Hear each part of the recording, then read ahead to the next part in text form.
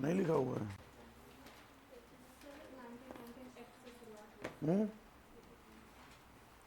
1919 की एक्ट से तो पहली कमेटी बनी थी, कौन सी?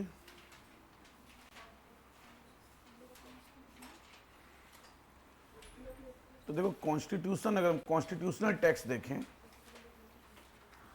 तो एक तो आप देखो 105(3) में, 105(3) में देखो जब प्रिविलेजेस की बात की गई है, 105(3) 105 क्लॉज 3, 105 क्लॉज 3 में देखो आप, तो एज सच पार्लियामेंट्री कमेटी शब्द कहीं मेंशन नहीं है, लेकिन कमेटी शब्द मेंशन है। तो जहाँ पे प्रिविलेज की बात की गई, प्रिविलेज 105 में, तो वहाँ पे कहा है कि privileges of members of parliament and it's committees लिखा है। तो इसका मतलब एक तो 105(3) में बात की गई है, एक 118(1) में देखो, 118(1) 118 क्लॉज 1, 118 क्लॉज 1 में देखो एक बार,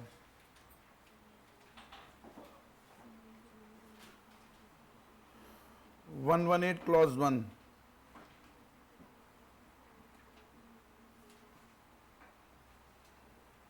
कुछ लिखा है कमेटीज के बारे में?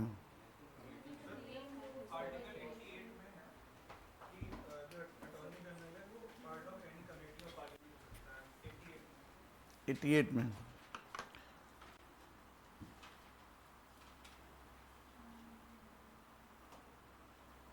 तो 118 में कमेटी शब्द प्रयोग नहीं किया गया है।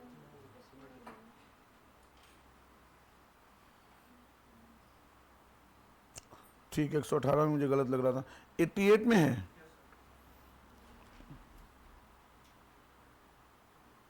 संसद की किसी समिति में, हाँ 88 में बात की गई है, संसद की समिति 88 में इन्होंने 88, तो दो ही आर्टिकल्स हैं जहां पार्लियामेंट्री कमेटी शब्द मेंशन है।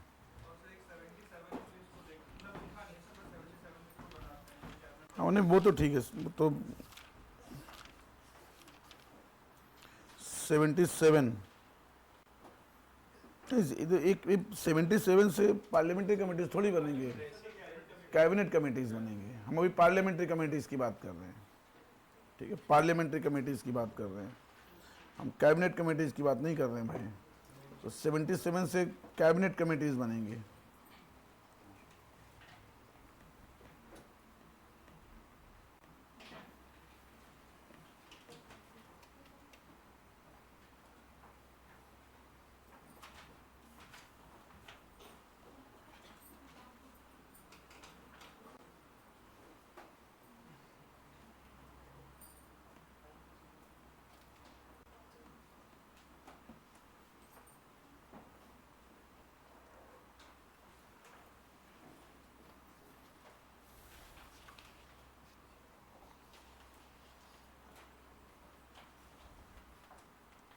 अब ऑब्वियसली कॉन्स्टिट्यूशन ने बात नहीं की है, तो कहाँ बात की गई होगी?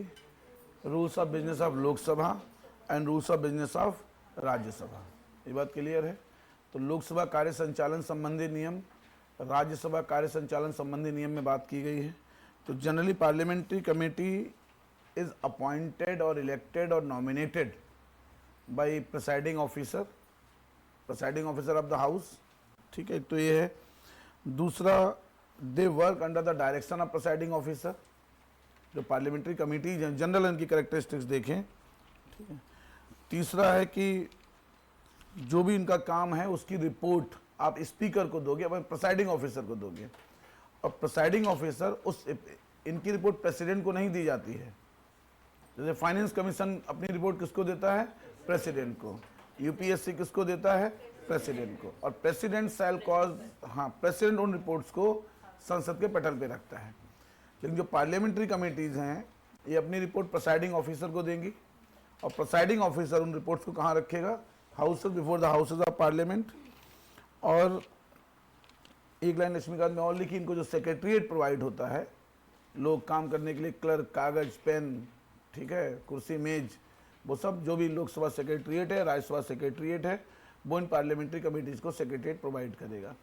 तो there are certain committees which works under the Lok Sabha and there are certain committees which works under the Rajya Sabha. तो बेसिक चीज़ें जो आपको पता होना चाहिए। अब दो तरीके की कमिटीज़ हैं, अब इसका बेसिक थ्योरी आपको पता है तो सुन लो खाली।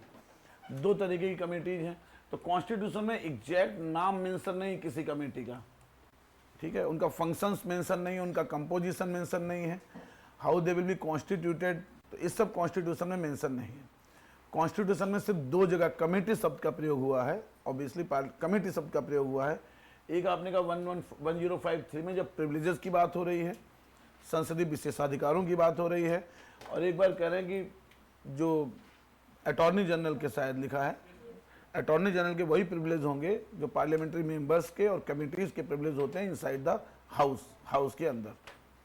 ये तो एक फैक्चुअल इंफॉर्मेशन हो गई। बाकी कुछ भी कॉन्स्टिट्यूशन में इनके बारे में नहीं लिखा है, composition, structure, who will nominate, who will elect, कौन नॉमिनेट होगा, कौन इलेक्ट होगा, कितने फंक्शन होंगे, सब कुछ नहीं लिखा है। अब दो तरीके की पार्लियामेंट्री कमिटीज हैं, एक स्टैंडिंग पार्लियामेंट्री कमेटी स्थायी, और दूसरा एडहॉक। एडहॉक का मतलब क्लियर है, जब जरूरत है तो आपने बना ली, और जब जरूरत नहीं है तो आपने उसे समाप्त कर दिया। स्टैंडिंग का मतलब है कि पार्लियामेंट्री कमेटी स्थायी है, उसके सदस्य चेंज होते रहेंगे, जनरली 1 साल बाद आप उसके सदस्य चेंज कर देते हैं, ठीक है। अब इसमें मुझे लग रहा है सबसे इंपॉर्टेंट देख लो पार्लियामेंट्री कमेटीज कौन कौन सी हैं। तो पहली तो पब्लिक अकाउंट कमेटी, पीएसी, सबसे इंपॉर्टेंट है पब्लिक अकाउंट कमेटी। इसका ओरिजिन कहाँ है? गवर्नमेंट ऑफ इंडिया एक्ट 1919 में, जो आप बता रहे हो, मॉन्टेग्यू चेम्सफोर्ड रिफॉर्म, ठीक है। नहीं, एडहॉक का मतलब तो अस्थायी हुई, एडहॉक अपॉइंटमेंट, इसका मतलब अस्थायी अपॉइंटमेंट है, ठीक है। स्टैंडिंग का मतलब परमानेंट। तो परमानेंट कमेटी कौन सी हैं? स्टैंडिंग कमेटीज हैं, जो स्थायी समितियां हैं।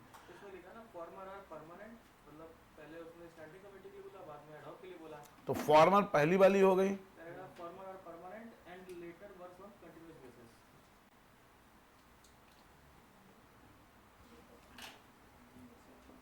यार इसमें क्या डाउट, लाओ दिखाओ मुझे एक बार। Parliamentary committee have two types: standing, the former are permanent, constituted every year or periodically, and work on a continuous basis. And लगा है, and का मतलब और, continuous basis पे काम करती हैं, ठीक है। While the latter are temporary, जो एडहॉक हैं वो टेम्परेरी हैं, अस्थायी हैं, and cease to exist on completion of tasks assigned to them. तो उनको जो काम दिया जाएगा वो काम समाप्त हो जाएगा, कमेटी आप समाप्त कर दोगे, ठीक है। वही मैं कह रहा हूँ, कमेटी कंटिन्यूअस है, जैसे राज्यसभा ये continuous chamber, however the members are elected after every 6 years। तो यहाँ भी यही है, committees are permanent in nature, however members are elected और नॉमिनेटेड और अपॉइंटेड बाय एवरी ईयर। तो कमेटी परमानेंट है, पैक हमेशा होगी, उसके सदस्य 1 साल बाद परिवर्तित होते रहेंगे, बस ये है, इसका मतलब ये है, ठीक है। हर 1 साल बाद कॉन्स्टिट्यूट की जाती है, कॉन्स्टिट्यूट का मतलब उसके लोग अपॉइंट किए जाते हैं हर 1 साल बाद। कॉन्स्टिट्यूशन हर 1 साल बाद होता है, कमेटी परमानेंट है, ठीक है। अब पीएससी के बारे में क्या है? तो पीएससी सबसे पहले कब बनी थी? ब्रिटिश मॉडल पे है पीएससी, पब्लिक अकाउंट कमेटी, ठीक है। तो 1921 में बनी थी, 1919 के एक्ट में आई थी, और उसमें जो वायसराय के एग्जीक्यूटिव काउंसिल के फाइनेंस मिनिस्टर होते थे वो पीएससी के चेयरमैन होते थे। तो वायसराय के एग्जीक्यूटिव काउंसिल के जो फाइनेंस मिनिस्टर होते थे, ठीक है, वो बेसिकली, दूसरा इसे लोकसभा कॉन्स्टिट्यूट करती है, लोकसभा। तो it works under the supervision of Lok Sabha speaker, ठीक है। और इतना तो पूछेंगे नहीं, लेकिन जो रूल है वो 308 है रूल में, लोकसभा में कार्य संचालन संबंधी नियम, ये सब का कोई मतलब नहीं है। Rules of business of Lok Sabha,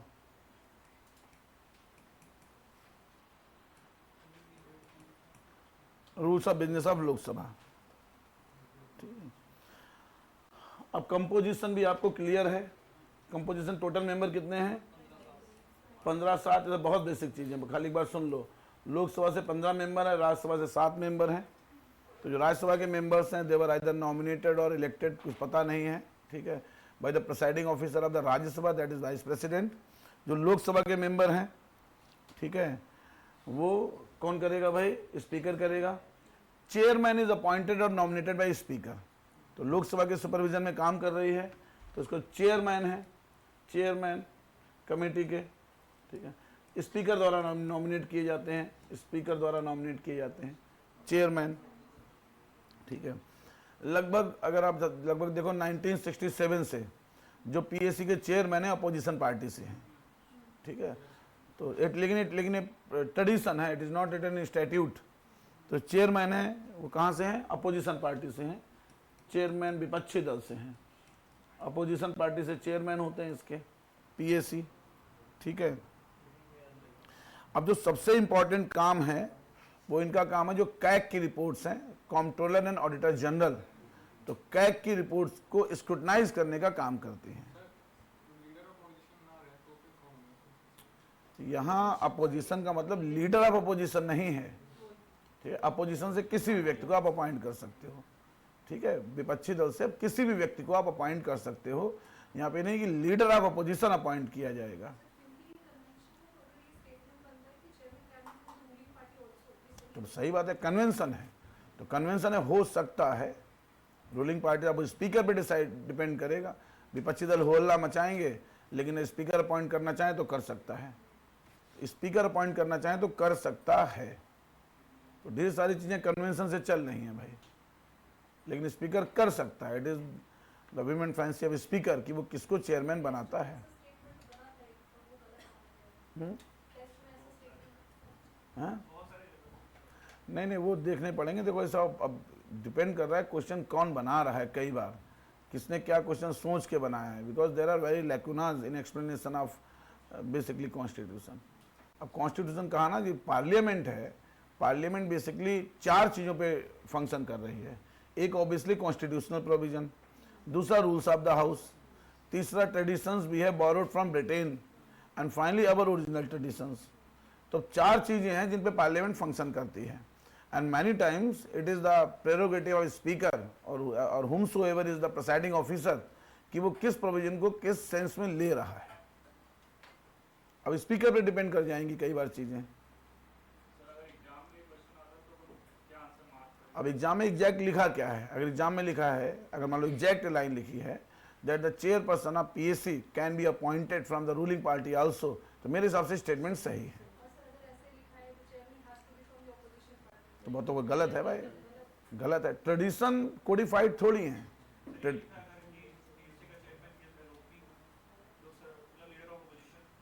can be नहीं, ऐसा थोड़ी है। इजलोपी तो गलत, मतलब जरूरी। देखो सुनो, किसी भी चीज को जनरल ट्रू फॉल्स में क्या होता है, जो बचपन में सिखाया गया था क्लास, जब पहली बार जीवन में ट्रू फॉल्स करना शुरू किए थे। A true statement is true in all the circumstances. और फॉल्स अगर कभी भी किसी एक सर्कमस्टांसेस में अगर वो गलत है तो that is false. Venn diagram में भी यही है, बचपन में सीखा थे चीज। तो अगर कभी भी in any circumstance any statement false, any in the basically in the domain of false, FALLS और वो FALSE, तो किसी भी सिचुएशन में अगर कोई वक्तव्य गलत है तो फिर वो गलत है, ठीक है। सही होने के लिए in every circumstance it should be true. तो अगर कहा जाए कि जो चेयरमैन है पीएससी का, he is leader of opposition, तो गलत है, ठीक। ऐसा हो सकता है किसी और व्यक्ति को अपॉइंट कर दो। तो बेसिक चीजें देखो यार इसमें। बिल्कुल सही बात है, 1967 से पहले रूलिंग पार्टी का ही होता था, तो उसके ट्रेडिशन बन गया। जैसे जो हम लोगों ने वो देखा था डिप्टी स्पीकर वाला, तो वो ट्रेडिशन ही तो है। अब नहीं मान रहे मोदी साहब, धनखड़ साहब ने एक्सेप्ट तो कर लिया, खाली जो कांग्रेस लेके आई थी इनको हटाने का मोशन, अमित शाह ने कहा रिजाइन कर दो शाम तक। रिजाइन करना पड़ गया उनको, इतना डर है। वाइस प्रेसिडेंट थे। बेसिक विवाद तो यही हुआ ना कि पढ़ा है आजकल न्यूज़पेपर में जो चल रहा है कि यशवंत वर्मा को हटाने का रेजोल्यूशन आया राज्यसभा में, तो राज्यसभा में 50 मेंबर का सपोर्ट चाहिए, तो कांग्रेस लेके आ गई। और बिकॉज ही कहा जा रहा है कि जुडिशियल रिफॉर्म के समर्थक थे, फलाना थे, ढिमाका थे, उन्होंने लपक को से एक्सेप्ट कर लिया। मोदी जी से पूछा नहीं, अमित शाह से पूछा नहीं एक्सेप्ट करें ना करें। सेम रेजोल्यूशन पेंडिंग था लोकसभा में, जहां भाजपा के और समर्थक दल के 151 सांसद लेके आए थे, तो ओम बिरला को समय लग गया। अब बीजेपी को लगा कि देखो इन्हें हटाएंगे तो वाहवाही होगी कि भ्रष्टाचार को समाप्त किया हमने डॉट डॉट डॉट, लेकिन वो रिजोल्यूशन कांग्रेस लेके आई है तो कांग्रेस को उसका श्रेय मिल जाएगा, तो गुस्सा गए होंगे और दारू पी के गरिया दिया होगा इनको अमित शाह ने, हाँ तुम्हारी ऐसी तैसी शाम को हुआ मोदी साहब तो अपना फ्रेंच वाइन पी रहे होंगे, कहा होगा आज किसको निशाना बनाना है, तो कहा होगा धनखड़ जी को बनाओ आज। इनकी हिम्मत कैसे बन पड़ गई कि कांग्रेस के लीडर थे धनखड़ साहब, मतलब और हमने इनको वाइस प्रेसिडेंट बना दिया। भाई प्रेसिडेंट, वाइस प्रेसिडेंट, गवर्नर, ये ऐसी पोस्ट हैं जो पूरी तरीके से प्रधानमंत्री के विमेन फैंसी पे है नहीं है, और राजाओं वाली पोस्ट हैं। तो अगर हम तो राजा बना रहे हैं तो शांति से एंजॉय करो अपनी किंगशिप, उसमें दिमाग मत लगाओ। भाई प्रेसिडेंट द्रौपदी मुर्मू जी को कोई जानता था, मतलब ठीक है, ड्यू रेस्पेक्ट टू हर, लेकिन क्या उनकी पब्लिक लाइफ उतनी शाइनिंग थी? नहीं थी। इवन जब माननीय हर हाईनेस प्रतिभा देवी सिंह पाटिल बनाई गई थी,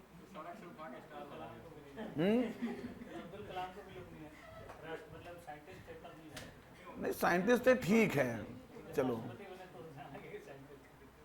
लेकिन ठीक ठाक लोग जानते थे, ऐसा नहीं था, पढ़े लिखे लोग जानते थे। लेकिन प्रतिभा देवी सिंह पाटिल को कौन जानता था? रामनाथ कोविंद जी को कौन जानता था? तो रामनाथ कोविंद जी मोदी जी के बचपन के साथी थे। आप मतलब जो कहानियां हैं कि मोदी जी आपातकाल के समय कानपुर के रहने वाले थे, तो इनके घर आके छुपे थे, इन्होंने मोदी जी को खाना ना खिलाया होगा दोस्ती में कभी कभी। सेम प्रतिभा देवी सिंह पाटिल इमरजेंसी के टाइम पे जब इंदिरा गांधी वाला बवाल हुआ था, तो इंदिरा गांधी के घर में, मतलब ड्यू रेस्पेक्ट टू कहानी बता रहे हैं, ऐसा नहीं होगा ऐसा, मतलब खाना ना बनाती थी, मतलब भाई मेंटेन करती थी एज ए फैमिली मेंबर, तो उसका इतना बड़ा रिवार्ड मिला उन लोगों को। ठीक है, तो बड़े लोगों के यहाँ काम करने के भी फायदे, कब राष्ट्रपति बन जाओ। तो क्या चीज, इसीलिए तुम लोग ऐसा के साथ रहते हो। ठीक है भाई, चलो तो से देखो, तो अब जो सवाल आया वो देखना यार, कौन सवाल बना रहा है उस पर डिपेंड करेगा। क्या जी बेटा, सुनो भाई सुनो, ठीक है। अब एक दो चीजें हैं कि जो पब्लिक अकाउंट कमेटी है, ठीक है, जैसे ये सब तो जनरल पता है। Public account committee in general when it scrutinizes the account of central government or when it scrutinizes the audit reports of CAG, ठीक है, क्या किसी को भी विटनेस के लिए बुला सकती है? एक तो ये किसी को भी विटनेस के लिए बुला सकती है। Suppose I am the in-charge of a particular government project, ठीक है, उसकी स्क्रूटनी हो रही है, ठीक है, तो पब्लिक अकाउंट कमेटी बुला सकती है मुझे as a witness. Even members of parliament को पब्लिक अकाउंट कमेटी बुला सकती है, इवन बुलाने को मिनिस्टर्स को भी बुला सकती है। तो ये थोड़ा सा ध्यान रखना, ठीक है, कि एनी पर्सन, ठीक है।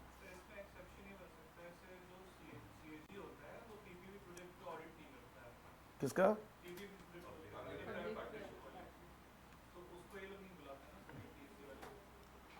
सीएजी पीपीपी का ऑडिट नहीं करता है, पार्लियामेंट डिसाइड करती कौन करेगा ऑडिट उसका, ठीक है। तो ठीक है, उनको नहीं बुलाएंगे, लेकिन आजकल कैग करने लगा है सबका ऑडिट। अब देखो,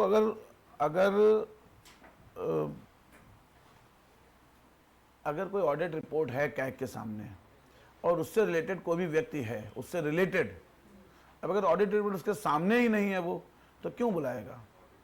बुलाएगा तो उनको ही जिनके फंक्शंस का या एक्सपेंडिचर का वो ऑडिट कर रहा होगा, उन्हीं को तो बुलाएगा, ठीक है। तो बोलो।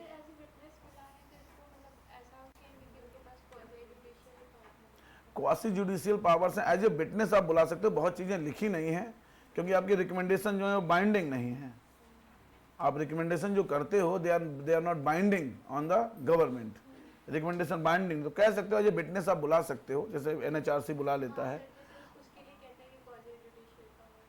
हाँ ठीक है, तो परसुएसिव वैल्यू है, समझा बुझा सकते हो सरकार को कि ऐसे मत करो, इतना पैसा तुमने खर्च किया है 2G स्पेक्ट्रम में, मत खर्च करो, कोल में ज़्यादा पैसा लो, ठीक है, बस बाइंडिंग नहीं है, ठीक है। तो परसुएसिव हैं, call any person with documents, का डॉक्यूमेंट लेके आइए और हमें बताइए कि आपने जो खर्चा किया है, क्यों किया है, कैसे किया है, डॉट डॉट डॉट। ठीक है। इसके अलावा अच्छा इसमें है कि एक तो है कि जो इसकी लिमिटेशन है जो इस बार आई थी लास्ट में इसमें 2G स्पेक्ट्रम में, उसमें कोर्ट ने भी कहा कि you can not question the policy of government, you can not question the policy of government. कि अब जैसे सरकार की जैसे 2G स्पेक्ट्रम घोटाला क्या था, 2G स्पेक्ट्रम घोटाला था क्या था 2G स्पेक्ट्रम हर्ष? हाँ सही बात है, बोलो एक लोग बोलो क्या था?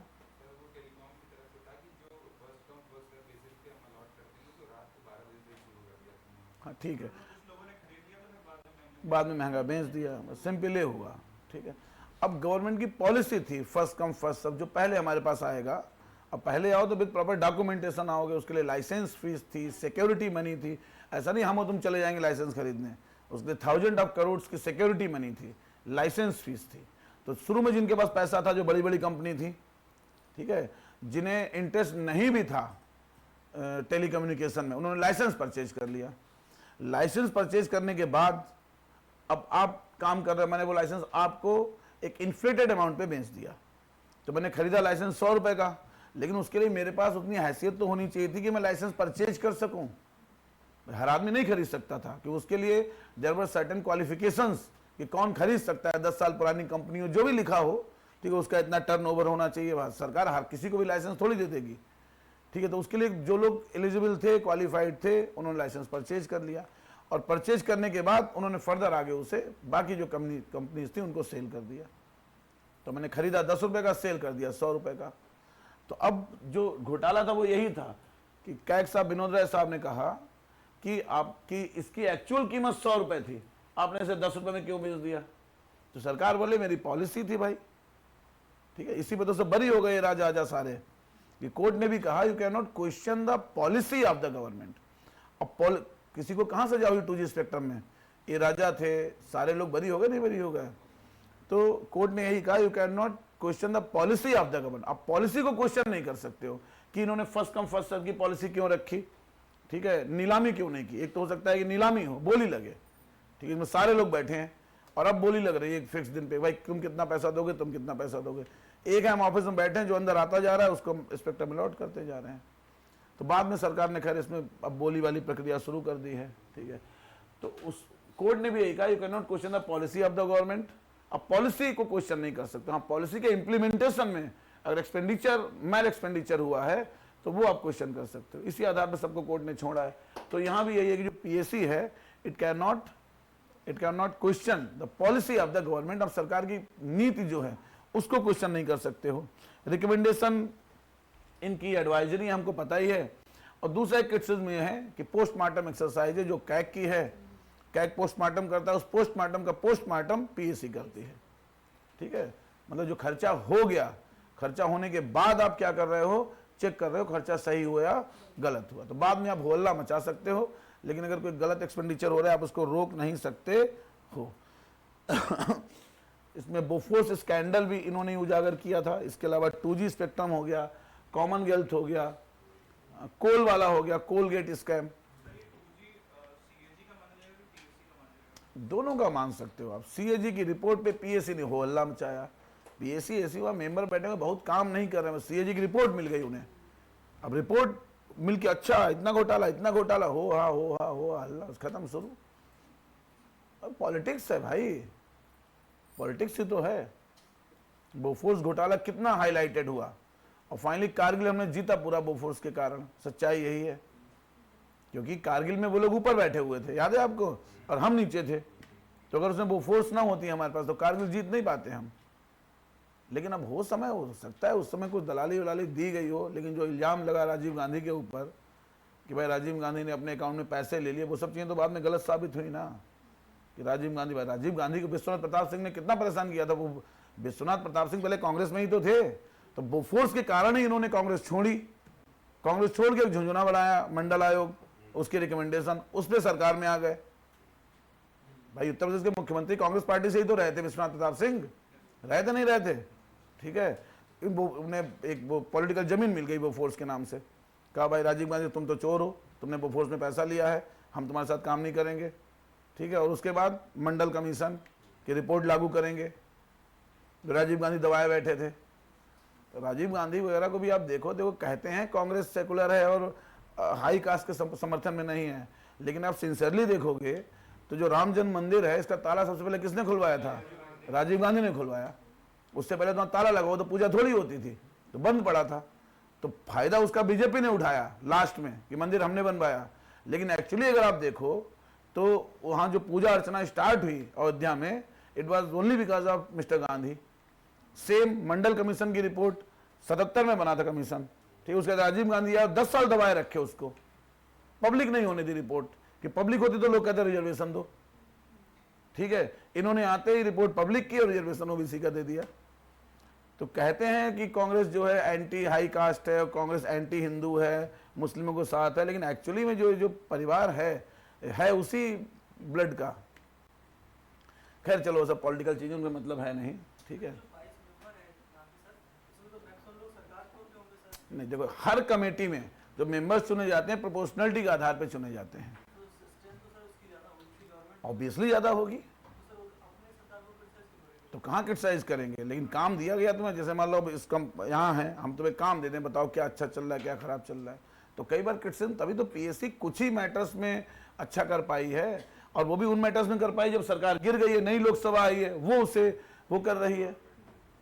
लेकिन बोफोर्स स्कैंडल का जो देखा गया बाद में बीपी सिंह सरकार ने उजागर किया उसको, ठीक है। जो तब 2G स्पेक्ट्रम आए या जो सब, ये सब तो बाद की सरकारों ने देखे। तो करंट अब तू पहली बात यार, कोई स्कीम है वो आज इंप्लीमेंट हो रही है, 2 साल बाद तो कैग उसे ऑडिट करेगा, तुरंत थोड़ी कि कैग के पास सारी इंफॉर्मेशन पहुंच गई, कैग ऑडिट कर रहा है। फिर उसके बाद किसी सेशन में प्रेसिडेंट उसे प्रेजेंट करेगा। अब कोई गड़बड़ रिपोर्ट है तो प्रेसिडेंट से कह देंगे अभी मत रखो, रुक जाओ थोड़े दिन, रुक जाओ। अपोजिशन पार्टी सरकार होगी, कहेगी तुम हाथ में बात ना, पहले रिपोर्ट प्रस्तुत करो।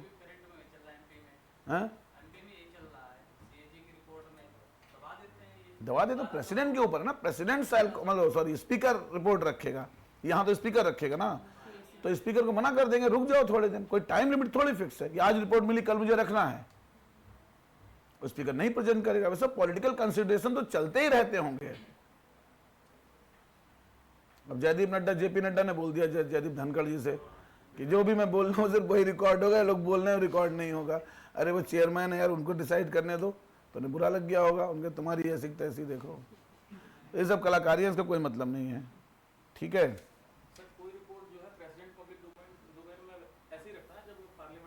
पार्लियामेंट के थ्रू आती है।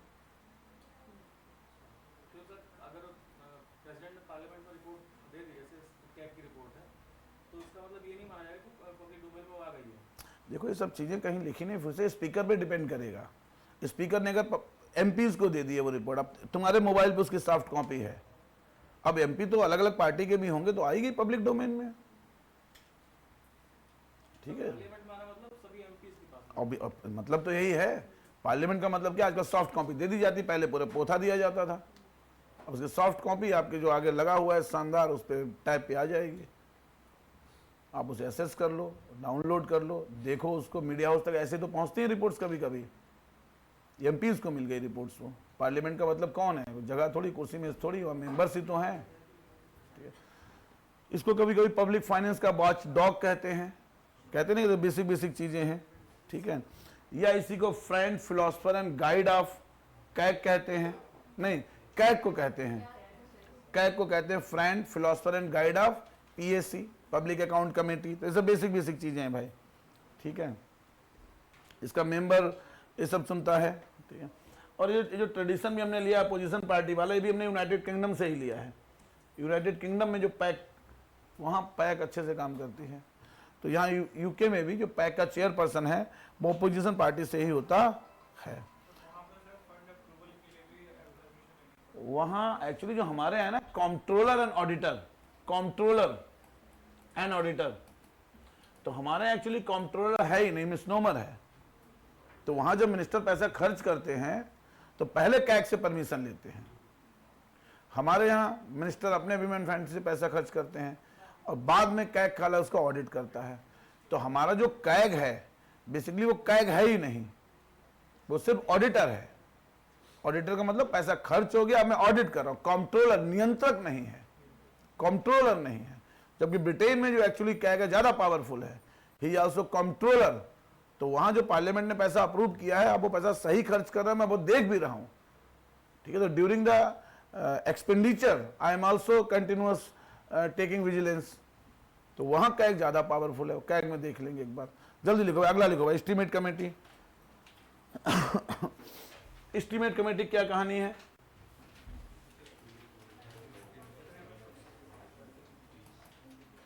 एस्टीमेट कमेटी तो पहला तो है कि 1950 में, पहली बार 1950। दूसरा जॉन मथाई, जॉन मथाई समिति फाइनेंशियल एडमिनिस्ट्रेशन पे, ठीक है। दूसरा लोकसभा, रूल नंबर 310, ये सब यूपीपी से नहीं पूछेंगे। 30 मेंबर्स हैं, 30 मेंबर्स,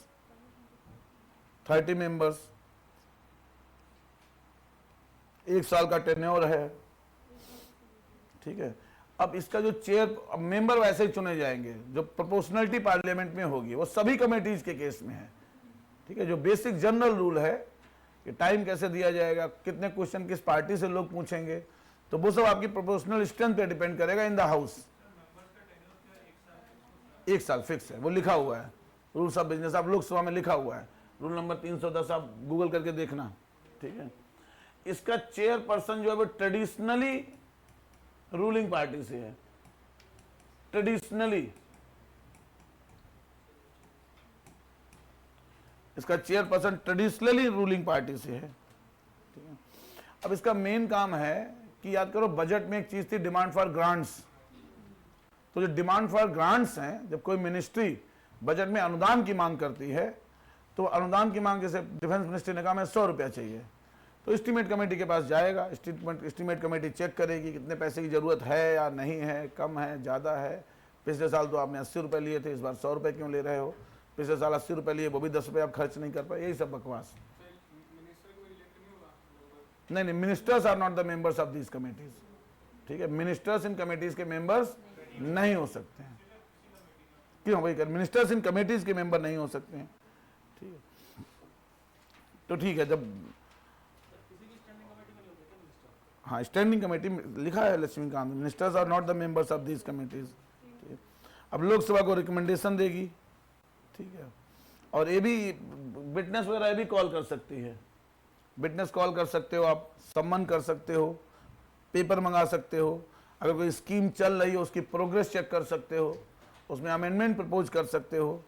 यहाँ भी बाइंडिंग नहीं है, ठीक है। और जनरल यही चीज़ें हैं। 30 मेंबर लोकसभा से होते हैं। लेकिन इसमें एक चीज़ अच्छी एस्टीमेट कमेटी में कि जो पीएससी है वो पोस्ट एक्सपेंडिचर वर्क करती है, और जो एस्टीमेट कमेटी है वो प्री एक्सपेंडिचर वर्क करती है।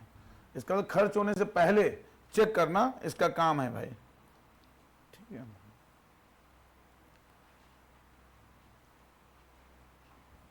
और कुछ लक्ष्मीकांत में और कोई एडिशनल इन्फॉर्मेशन दी हुई है?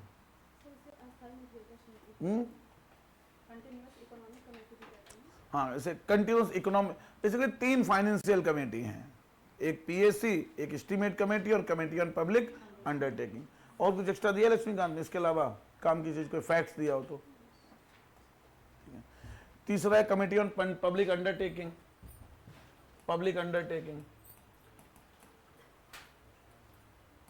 तो लोक उपक्रम समिति, इसे कब स्टैब्लिश किया गया है? 1964 on the recommendation of Krishna Swami committee. याद रखोगे भाई, कृष्णा स्वामी कमेटी, कृष्णा मेनन कमेटी है।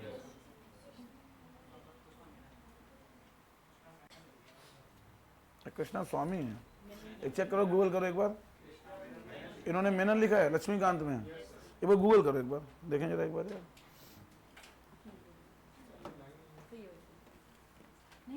हाँ हाँ कोई बात नहीं, कृष्ण मेनन कमेटी, वो गूगल करो यार।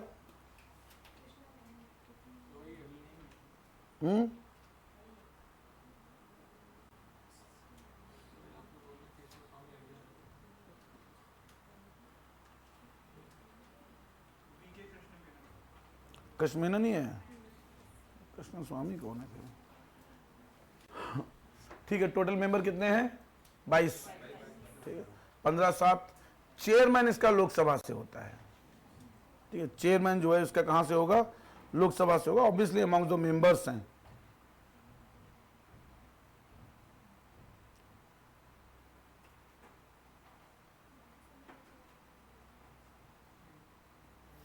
और बाई कन्वेंशन इसका भी चेयरमैन रूलिंग पार्टी से है भाई, चेयरमैन इसका रूलिंग पार्टी से है।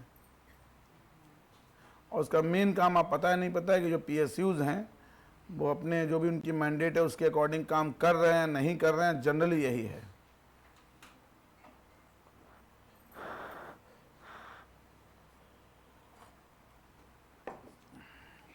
पीएसयू से डील करती है।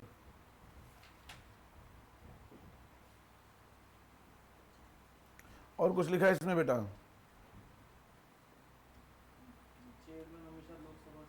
चेयरमैन लोकसभा से होगा, देख लिया। ठीक है, जनरल यही चीजें हैं। राज्यसभा से कोई चेयरमैन? हाँ लिखा, इसको रूल्स में लिखा होगा कि चेयरमैन हमेशा कहाँ से होगा? लोकसभा से होगा। अब रूल्स में लिख दिया तो हम याद रखेंगे इस चीज को कि चेयरमैन लोकसभा से होगा। ठीक है, हाँ वही स्पीकर, तीनों में जो इलेक्शन है, अगर मान लो स्पीकर की बात नहीं मान रहे हो आप, करो इलेक्शन करा लो, तो इलेक्शन में प्रोपोर्शनल रिप्रेजेंटेशन सिस्टम के आधार पे होगा। Otherwise generally speaker proportional representation के आधार पे पहले ही नॉमिनेट कर देता है। लेकिन चेयरमैन का किसी भी कमेटी में इलेक्शन नहीं है। चेयरमैन हर कमेटी में नॉमिनेट किया जाएगा स्पीकर या प्रिसाइडिंग ऑफिसर के द्वारा। ठीक है, बाकी जो मेंबर्स हैं, अगर इलेक्शन हो रहा है तो election proportional representation system, single transferable vote. लेकिन जनरली स्पीकर का प्रेरोगेटिव है, वो बोलता है भाई कांग्रेस से भाई तुम्हारे 3 मेंबर हैं, बता दो भाई कौन कौन है, कांग्रेस बता देती है। ठीक है, तुम्हारे 2 मेंबर हैं, बता दो कौन कौन है। तो ये सब काम चल रहा है, टाइम इन इलेक्शन के लिए है। ठीक है, अब इसके बाद कौन सी कमेटीज दी हैं? Standing committees. तो स्टैंडिंग कमेटीज देखो एक बार, इसमें पढ़ो कुछ स्टैंडिंग जो कमेटीज हैं, एडॉक कमेटीज। तो इसके बारे में पूरा पढ़ लो भाई। पब्लिक अंडरटेकिंग में सर एक लिखा हुआ है सर, हाँ क्या? Work is in the nature of postmortem. इसका मतलब कौन सी कौन सी पब्लिक अकाउंट कमेटी? एस्टीमेट में गलत लिखा है भाई, अंडरटेकिंग में होगा यार, एस्टीमेट में नहीं लिखा होगा यार।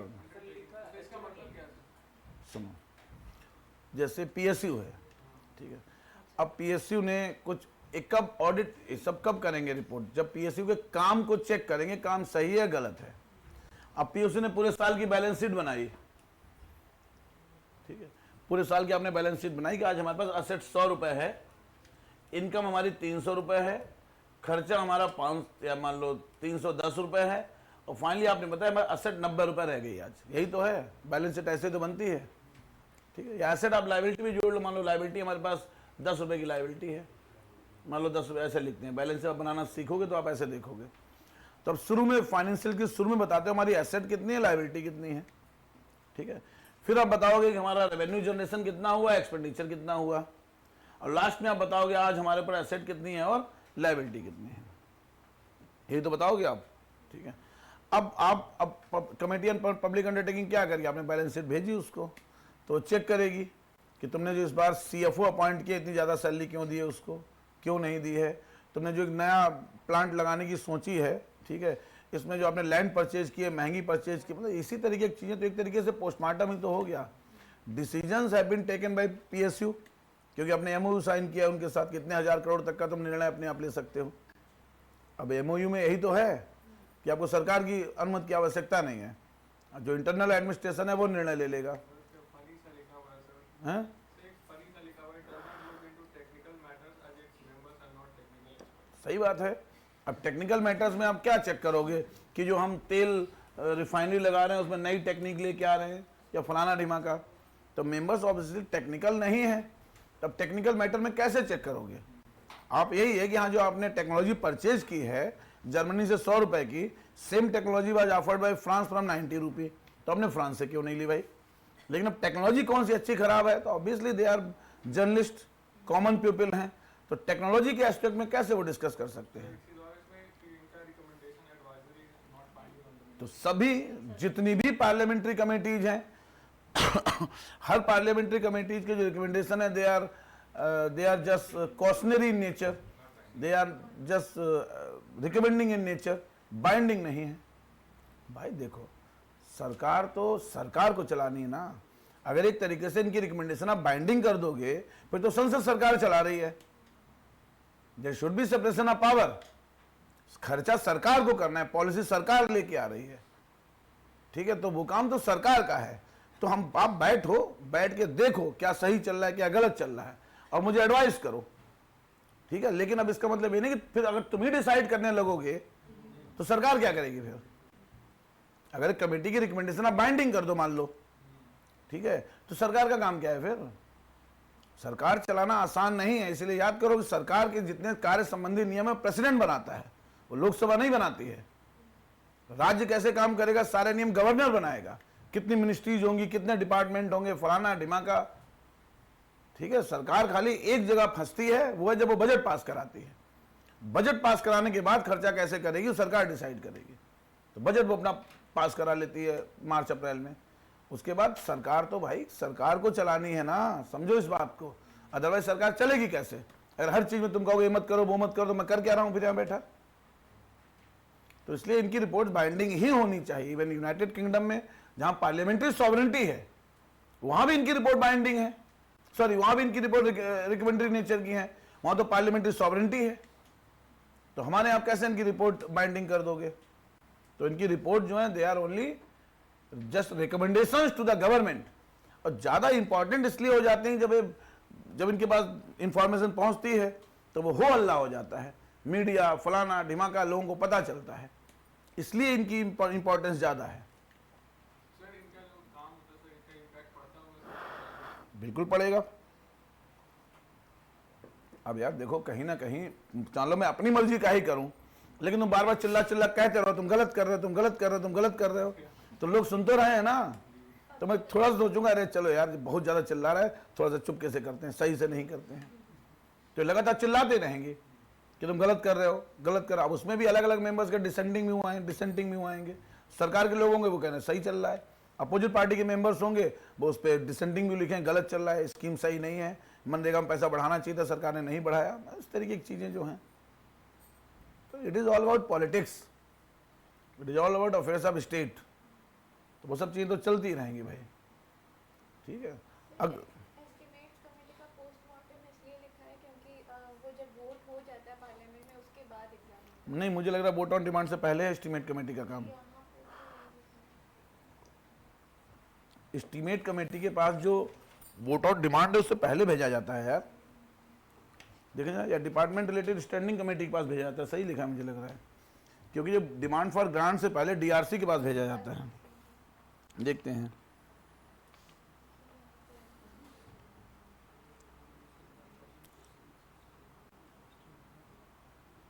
After they have been voted by parliament they examine the budget. तो सही है, फिर इसमें सही लिखा होगा, इसमें गलत नहीं लिखा होगा।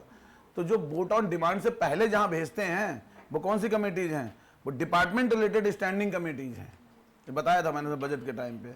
और एस्टीमेट कमेटी के पास भेजा जाता है जब अप्रोप्रिएशन बिल पास हो जाता है।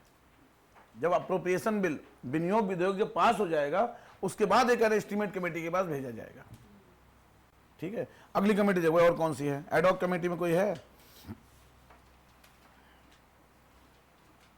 कमेटीज देख लो, कमेटी से क्वेश्चन पूछ सकते हैं। अब डीआरसी के बारे में सुन लो, डीआरसी के बारे में क्या क्या लिखा हो लक्ष्मीकांत ने पढ़ लो एक बार आए, ठीक है।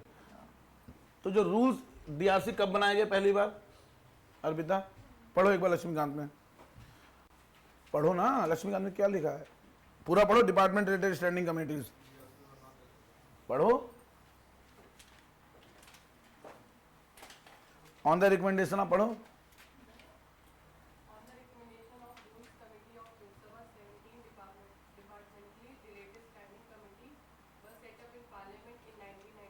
तो ठीक है, इतना याद रखना है। 1993 में कितनी थी? 17, 7 जोड़ दी गई, अभी कितनी है? 24। ठीक, आगे पढ़ो।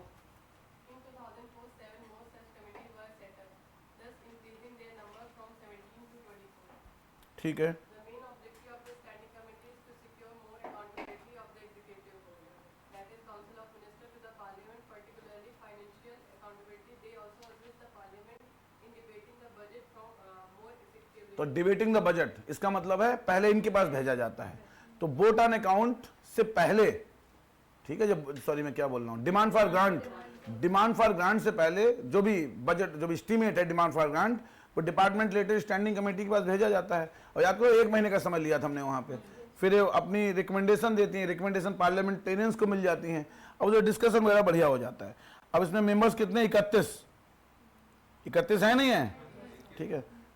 21 कहां से हैं, लोकसभा से, तो बस इतना याद रखना है, 21 लोकसभा से, आसान सवाल आएगा इसका। अब 10 कहां से हैं, राज्यसभा से हैं।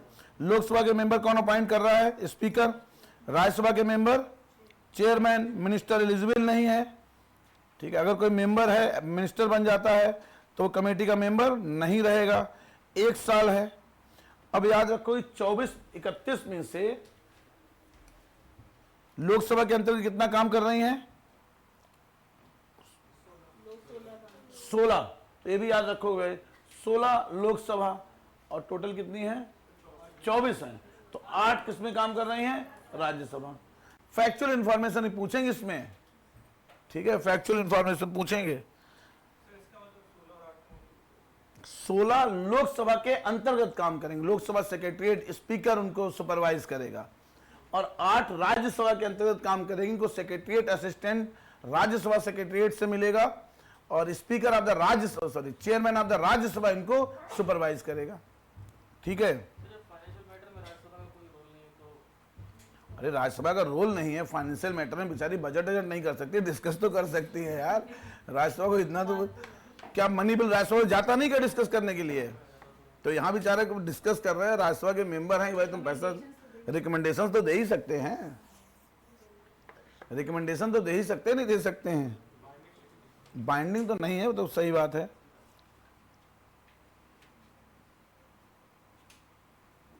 और इसमें कुछ फैक्चुअल इंफॉर्मेशन आना चाहिए कि भी इन्होंने लक्ष्मीकांत में दिया हुआ है कि कौन सी कमेटी किस मिनिस्ट्री के अंतर्गत है, ठीक है।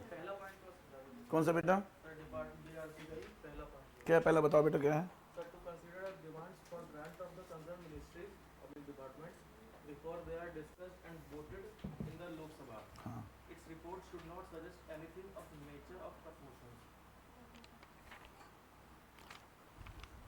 देखो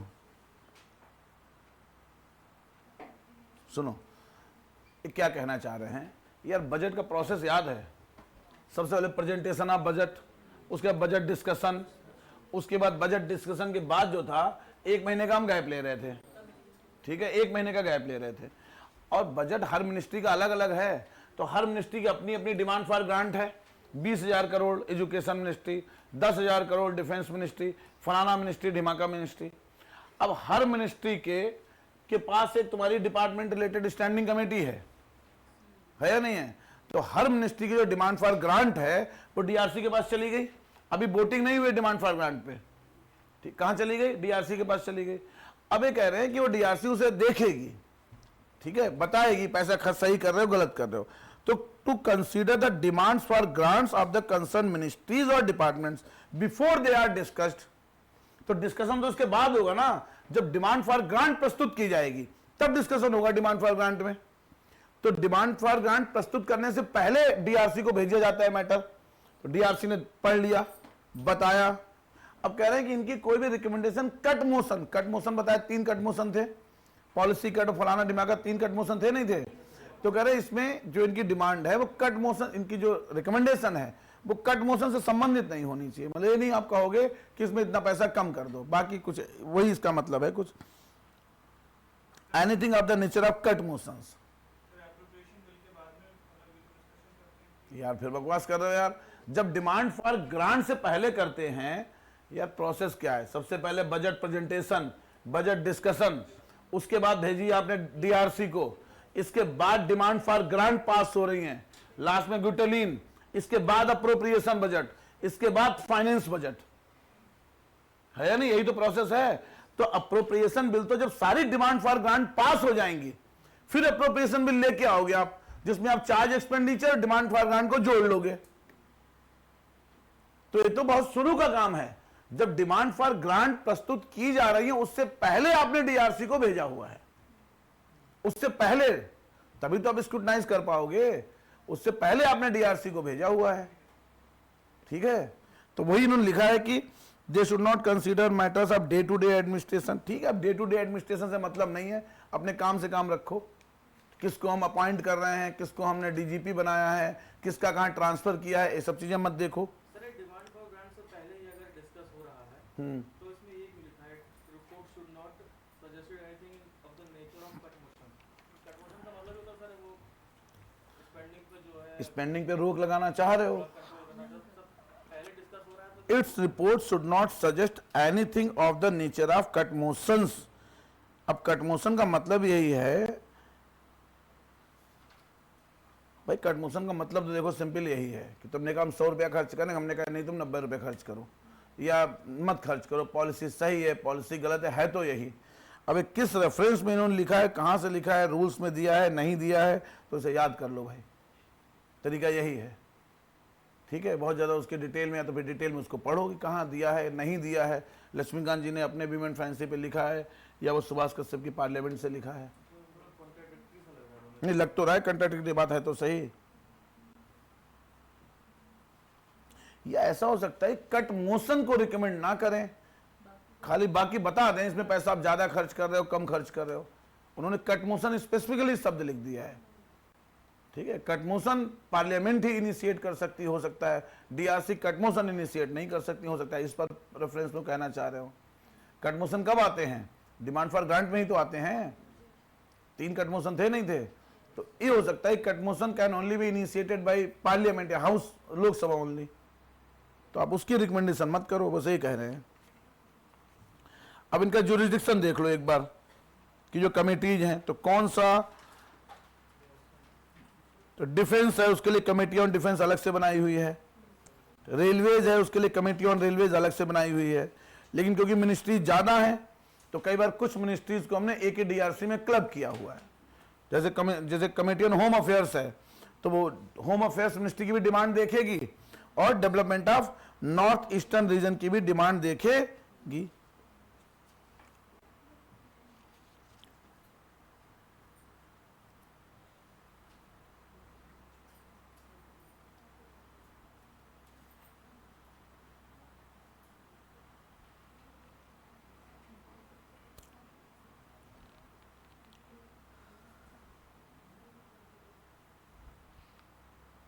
ठीक है, बाकी तो जनरल चीजें लिखी हैं इन्होंने।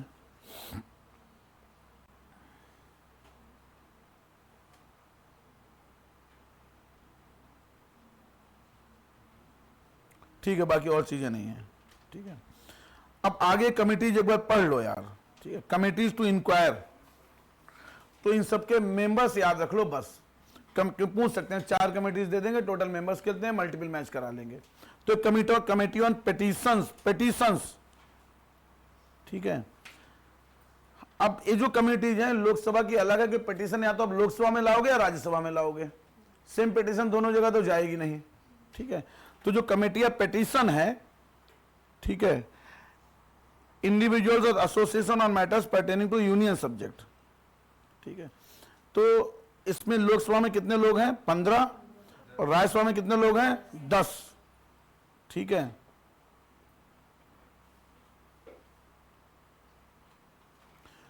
तो कई बार क्या है, एक कमेटी ऑन पिटीशंस का मतलब क्या है कि कोई भी इंडिविजुअल आप कोई पिटीशन भेज सकते हो लोकसभा को कि आप ये बिल लेके आ रहे हो, सही है गलत है। कोई ऑर्गेनाइजेशन भेज सकता है, कोई एनजीओ पिटीशन भेज सकता है। तो उन पिटीशन को स्क्रूटनाइज करना और चेक करना कि क्या वो पिटीशन डिबेटेबल है हाउस में या नहीं, ये काम है कमेटी ऑन पिटीशन का। तो दोनों हाउस में आप पिटीशन भेज सकते हो, इतना याद रख पाओगे। दूसरा कमेटी ऑन प्रिविलेज इंपॉर्टेंट है, सबसे इंपॉर्टेंट है कमेटी ऑन प्रिविलेज, और सेमी जुडिशियल नेचर में। तो प्रिविलेज मोशन याद है, प्रिविलेज मोशन आप किसी मिनिस्टर के खिलाफ लाते थे, तो जब आप प्रिविलेज मोशन लाते हो उसे एक्सेप्ट करना नहीं एक्सेप्ट करना है, तो कई बार स्पीकर बोलता है प्रिविलेज कमेटी के पास भेज दिया गया। स्पीकर जब आप स्पीकर के पास लेके जाओगे प्रिविलेज मोशन, इधर सुनो आकांक्षा, जैसे किसी मिनिस्टर ने हाउस का कोई प्रिविलेज ब्रीच किया, स्पीकर से कहेगा कि भाई हम जो, अब कोई हाउस का मेंबर कहेगा प्रिविलेज मोशन लेना चाहते हैं, तो स्पीकर उसे प्रिविलेज कमेटी के पास भेज देगा और कहेगा आप रिकमेंड करोगे एडमिसिबल है या नहीं है। तो वो कमेटी उसे एग्जामिन करेगी और देखेगी वास्तव में तुम्हारे विशेषाधिकार का हनन हुआ है, ऐसे चिल्ला रहे हो। ठीक है, तो इसमें मेंबर्स याद रखो 15 लोकसभा में और 10 राज्यसभा में। इथिक्स कमेटी बहुत इंपॉर्टेंट है। इथिक्स कमेटी जिसका अभी बवाल हुआ था मोइना मित्रा वाला, ठीक है, इथिक्स कमेटी। तो इथिक्स कमेटी के रिकमेंडेशन पे जो स्पीकर था उन्होंने एक्सपेल किया इनको कि आपने इथिक्स जो है वो गड़बड़ाए हैं या नहीं गड़बड़ाए हैं। तो इथिक्स कमेटी राज्यसभा में 1997, लोकसभा में 2000। इसके मेंबर्स कितने हैं? मेंबर्स नहीं दिए भाई, लिखा है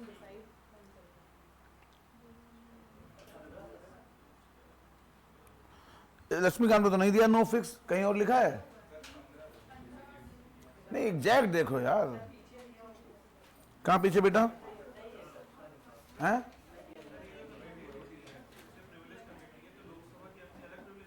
ऑब्वियसली अलग होगी, पिटीशन की भी अलग है, प्रिविलेज की भी अलग है। कंफर्म है? किस में दिया है? नई वाली में दिया, तो ठीक है 15 और 10 हैं। ठीक है, तो एथिक्स कमेटी दोनों की अलग अलग होगी यार। अब आप राज्यसभा के मेंबर्स हो, आपने एथिक्स ब्रीच कर दिए, तो राज्यसभा के जो कमेटी है वो उसे चेक करेगी, स्क्रूटनाइज करेगी। लोकसभा के तो लोकसभा करेगी। ठीक है, तो वो तीनों कमेटीज ज्वाइंट कमेटीज हैं। ये देखो आप। फिर committee on subordinate legislation. Subordinate legislation क्या होता है? हैं? क्या चीज? सबऑर्डिनेट लेजिस्लेशन क्या होता है? देखो जनरली क्या है, एक शब्द आजकल नहीं चल गया, डेलीगेटेड लेजिस्लेशन। डेलीगेटेड लेजिस्लेशन या इन्हीं को बोलते हैं सबऑर्डिनेट लेजिस्लेशन। Subordinate legislation. तो देखो legislation is under the exclusive domain of legislature. Separation of power यही तो है। कानून बनाने का काम किसको करना चाहिए? पार्लियामेंट का। But many times parliament is overburdened, it is not technically so expert कि हर मैटर पे कानून बना सके। तो पार्लियामेंट क्या करती है कि किसी एग्जीक्यूटिव बॉडी को, लाइक आरबीआई, अब आरबीआई एक्ट में आपने आरबीआई को अथॉरिटी दे दी कि आप कानून बना लो। सेबी एक्ट में आपने सेबी को अथॉरिटी दे दी आप कानून बना लो। ठीक है, रेलवे एक्ट में आपने रेलवे बोर्ड को अथॉरिटी दे दी आप कानून बना लो। तो पार्लियामेंट बाय लॉ जो अपनी लेजिस्लेटिव पावर है वो किसी एग्जीक्यूटिव अथॉरिटी को डेलीगेट कर देती है। अब आरबीआई ने कानून बना लिया, सेबी ने कानून बना लिया, आईआरडीए ने कानून बना लिया। ठीक है, अब वो कानून कहीं ना कहीं एक बार चेक तो होने चाहिए सही है गलत हैं। तो उन कानूनों को चेक करने के लिए, उनको स्क्रूटनाइज करने के लिए एक सबऑर्डिनेट कमेटी है। तो the committee examines and report the houses whether the power to make regulation, rules, sub-rules were delegated by the parliament or conferred by the constitution to the executive are being properly exercised by it। कि जो हमने आपको delegation की delegate की है legislative power, आपने उस power का सही प्रयोग किया है, जो कानून बनाए हैं वो सही बनाए हैं या नहीं बनाए हैं। तो इस चीज को कौन चेक करेगा? Subordinate committee. ठीक है, दोनों हाउसेज में 15-15 मेंबर हैं। लिखा है लक्ष्मीकांत ने, देखो ये चीजें मुझे भी याद नहीं है, तो आप इस लक्ष्मीकांत से पढ़ के याद कर लो। ठीक है, और दोनों हाउसेज में है। उसके बाद मुझे लग रहा है डायरेक्ट वो देख लो यार, डे टू डे बिजनेस में एक है एडवाइजरी कमेटी। कहां? Business advisory committee. बाकी पढ़ लेना अपने आप, इतना टाइम नहीं। ठीक है, बिजनेस एडवाइजरी कमेटी कल लास्ट में जो आखिरी मीटिंग की जयदीप धनखड़ जी ने बीएससी की भाई, बिजनेस एडवाइजरी कमेटी। अब बिजनेस एडवाइजरी कमेटी का काम क्या है? इधर देखो, ऐसा बिजनेस एडवाइजरी कमेटी काम क्या है? बिजनेस का मतलब कार्य, एडवाइजरी मतलब एडवाइस करोगे आप। किसे एडवाइस करोगे? स्पीकर को एडवाइस करोगे, भाई ऐसे होना चाहिए, इस तरीके से बिल आना चाहिए, इन लोगों को इतना इतना समय दो। तो बिजनेस एडवाइजरी कमेटी काम है। तो दोनों हाउस में होगी ऑब्वियसली, क्योंकि बिजनेस तो दोनों हाउस में हो रहा है। ठीक है, तो regulate the programme and time table of the house. Clear है? लेकिन इसकी रिपोर्ट भी बाइंडिंग नहीं होगी स्पीकर पे। लेकिन कमेटी बनाई है, जो कमेटी क्या करेगी? स्पीकर को, चेयरमैन को बताएगी कि भाई टाइम टेबल ऐसे कर लो, 0 आवर इधर कर लो, उधर कर लो। It allocates time for the transaction of legislative and other businesses brought before the house by the government. The Lok Sabha में 15 मेंबर हैं और इसमें इंपॉर्टेंट है स्पीकर इसका चेयरमैन होता है, ठीक है। राज्यसभा में 11 मेंबर हैं और चेयरमैन इसका वही होगा वाइस प्रेसिडेंट। तो कल जो लास्ट मीटिंग की जगदीप धनखड़ जी ने वो इसी की मीटिंग थी, बिजनेस एडवाइजरी कमेटी की मीटिंग की, उसके बाद बाहर निकल कर उन्होंने इस्तीफा दे दिया, ठीक है। तो बिजनेस एडवाइजरी कमेटी का काम है कि लोकसभा में काम कैसे होगा उसके बारे में। अब स्पीकर खुद ही उसका चेयरमैन है तो ऑब्वियसली वही डिसाइड करेगा कैसे होगा। जैसे गवर्नमेंट ने बता दिया कि हम इस सेशन में 5 बिल लाने वाले हैं, अब वो बिल किस दिन आएंगे, जब वो बिल प्रेजेंट किया जाएगा तो कौन बोलेगा, किसको कितना टाइम दिया जाएगा, ये सब काम देखेगी आप, ठीक है। Committee on private members bill, ठीक है। Private member bill special committee है क्योंकि प्राइवेट मेंबर बिल आता है तो उसे स्क्रूटनाइज करने के लिए प्रेजेंटेबल है या नहीं है, तो वो सब चीजें चेक करती होगी, कितना समय दिया जाए उसको। हाँ, लोकसभा में प्राइवेट में, राज्यसभा में काम बिजनेस एडवाइजरी कमेटी देखती है। रूल्स कमेटी देख लो, रूल्स कमेटी, अच्छा इसका चेयरमैन डिप्टी स्पीकर होता है, ठीक है। तो हमको पता ही है अगर स्पीकर किसी कमेटी का मेंबर है तो चेयरमैन होगा, अगर स्पीकर ने डिप्टी स्पीकर किसी कमेटी का मेंबर है तो ऑटोमेटिकली उसका चेयरमैन होगा। रूल्स कमेटी इंपॉर्टेंट है, ठीक है। तो रूल्स कमेटी में क्या है भाई कि जो भी rules of business of Lok Sabha है, rules of business of Rajya Sabha है, ठीक है, उनमें कुछ परिवर्तन करना हो तो कमेटी रिकमेंड करेगी। अब रूल्स कौन बनाएगा, स्पीकर, तो इस कमेटी का चेयरमैन कौन होगा, स्पीकर। वहां रूल्स कौन बनाएगा, चेयरमैन। तो राज्यसभा में उसका अध्यक्ष कौन होगा, चेयरमैन ऑफ राज्यसभा होगा, ठीक है। और इसमें शायद लोकसभा में 15 मेंबर, राज्यसभा में 16 मेंबर, इतना आपको ध्यान रखना है। अब्सेंस ऑफ मेंबर्स ... बाकी कुछ नहीं भाई, ठीक है। अब आ जाओ कैबिनेट कमेटीज पे। कैबिनेट कमेटीज लो बेटा, कैबिनेट कमेटीज और देख लो, जल्दी से देख लो इसको। कैबिनेट कमेटीज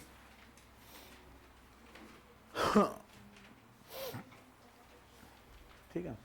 अब कैबिनेट कमेटीज इस शब्द कहीं नहीं लिखा है कॉन्स्टिट्यूशन में। कैबिनेट कमेटी, कैबिनेट कमेटी का मतलब समझ रहे हो, मतलब क्या है, काउंसिल ऑफ मिनिस्टर हो गई, ठीक है, इसके अंदर हो गई कैबिनेट। अब कैबिनेट में भी 40 मेंबर हो गए मान लो, ठीक है।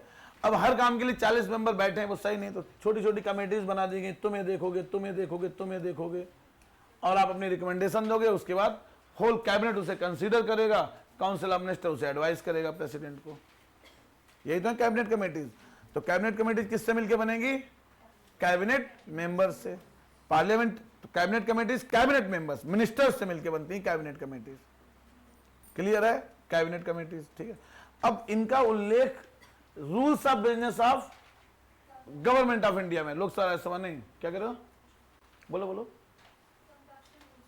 किसमें, ट्रांजेक्शन, वही कह रहे हैं, rules of business and transaction of government of India, तो इनका मेंशन वहां है भाई, ठीक है। हाँ, एक्स्ट्रा कॉन्स्टिट्यूशनल है, मतलब स्टैट्यूटरी बेसिस भी इनका नहीं है, ठीक है। ये कह सकते हो आप कि उस इसके अंदर शायद रूल कुछ 166 वगैरह है, उसके तहत बनाई जाती है, वो देख लेना आप, रूल 6 है, कुछ रूल्स है, ठीक है। लीगल बैकिंग है, ठीक है। अब इसमें सिर्फ एक चीज का ध्यान रखना है कि जो कैबिनेट कमेटीज हैं, इनकी जो रिकमेंडेशंस हैं वो मिनिस्ट्रीज पे बाइंडिंग होती हैं, बस इतना ध्यान रखना है। पार्लियामेंट्री कमेटी की कोई भी रिकमेंडेशन सरकार पे बाइंडिंग नहीं है, लेकिन जो कैबिनेट कमेटी जो सरकार का ही पार्ट है, ठीक है। तो जो कैबिनेट कमेटीज है, इनकी रिकमेंडेशन, अगर लक्ष्मीकांत में लिखा हुआ देख लेना जरा, इनकी जो रिकमेंडेशन है बाइंडिंग है, ठीक है। अब जो कैबिनेट कमेटीज हैं, ऑब्वियसली प्राइम मिनिस्टर बनाता है, कितनी कैबिनेट कमेटीज होंगी, कौन सी होंगी, सब प्राइम मिनिस्टर पे डिपेंड करेगा। कौन मेंबर होंगे, 3 होंगे, 4 होंगे कि 5 होंगे, कोई फिक्स रूल नहीं है। जैसे बीच में कंसेप्ट नहीं आया था EGOM का, EGOM जिस साल मैंने दिया तो साल यूपीएससी में सवाल आया था, the emerging concept of EGOM has undermined the principle of collective responsibility. लिखना था, क्रिटिकली इवेल्युएट करना था, जीएस में क्वेश्चन पूछा गया था, the emerging concept of EGOM has undermined the very notion of principle of collective responsibility. अब EGOM क्या था? Empowered group of minister, empowered group of minister. तो उसमें क्या हो रहा था, बीच में मनमोहन सिंह के फर्स्ट और सेकंड टेन्योर में कोई भी काम होता था, सरकार को निर्णय लेना होता था, तो सरकार 3-4 मिनिस्टर्स का एक EGOM बना देती थी और कहती थी आप डिसाइड करो जो आप कहोगे। जैसे कैबिनेट कमेटी का डिसीजन बाइंडिंग है तो EGOM का डिसीजन बाइंडिंग कर देते थे। अब बना सरकार ही रही है, बाइंडिंग क्या, लेकिन एक तरीके से जो कलेक्टिव रिस्पॉन्सिबिलिटी है सारे मिनिस्टर्स किससे होनी चाहिए, होनी चाहिए नहीं होनी चाहिए। यहाँ 4 लोग मिलकर डिसाइड किए ले रहे हैं EGOM, बार बार न्यूज़पेपर में उसमें आता था कि प्रधानमंत्री ने इंपावर्ड ग्रुप ऑफ मिनिस्टर बना दिया, इंपावर्ड ग्रुप ऑफ मिनिस्टर बना दिया। तो 2014 में मोदी जी ने इस कंसेप्ट को खत्म कर दिया। उनका हम अकेले ही हैं इंपावर्ड और कोई इंपावर्ड नहीं है। उनका अब जहां भी है कौन है, कोई इंपावर्ड ग्रुप नहीं है, आई am the only empowered person in the government. तो अब ये कंसेप्ट ही उन्होंने क्या कर दिया, खत्म कर दिया। लेकिन मनमोहन सिंह के टेन्योर में था इंपावर्ड ग्रुप ऑफ मिनिस्टर, तो सवाल यूपीएससी ने पूछ लिया भाई, ठीक है, तो कोई बात नहीं। तो प्राइम मिनिस्टर डिसाइड करेगा कमेटी कितनी होगी, स्कोप क्या होगा, मेंबरशिप कितनी होगी, डॉट डॉट डॉट, ठीक है। यहां भी कुछ परमानेंट है और कुछ परमानेंट कमेटीज हैं, कुछ एडॉक कमेटीज हैं, लिखा होगा लक्ष्मीकांत ने। परमानेंट कमेटी सबसे इंपॉर्टेंट है अपॉइंटमेंट कमेटी, अपॉइंटमेंट कमेटी, ठीक है, अपॉइंटमेंट कमेटी लिखा नहीं लिखा है, अपॉइंटमेंट कमेटी। अब अपॉइंटमेंट कमेटी का काम क्या है, ठीक है, जो मेजर अपॉइंटमेंट्स हैं, सीबीआई डायरेक्टर, सीबीसी का अपॉइंटमेंट है, कैबिनेट सेक्रेटरी कौन बनेगा, ठीक है, defence chief of defence staff कौन बनेगा, तो उनके लिए लोगों को चेक करना और फाइनली आपको रिकमेंड करना प्राइम मिनिस्टर। इसे चेयर भी प्राइम मिनिस्टर ही करता है।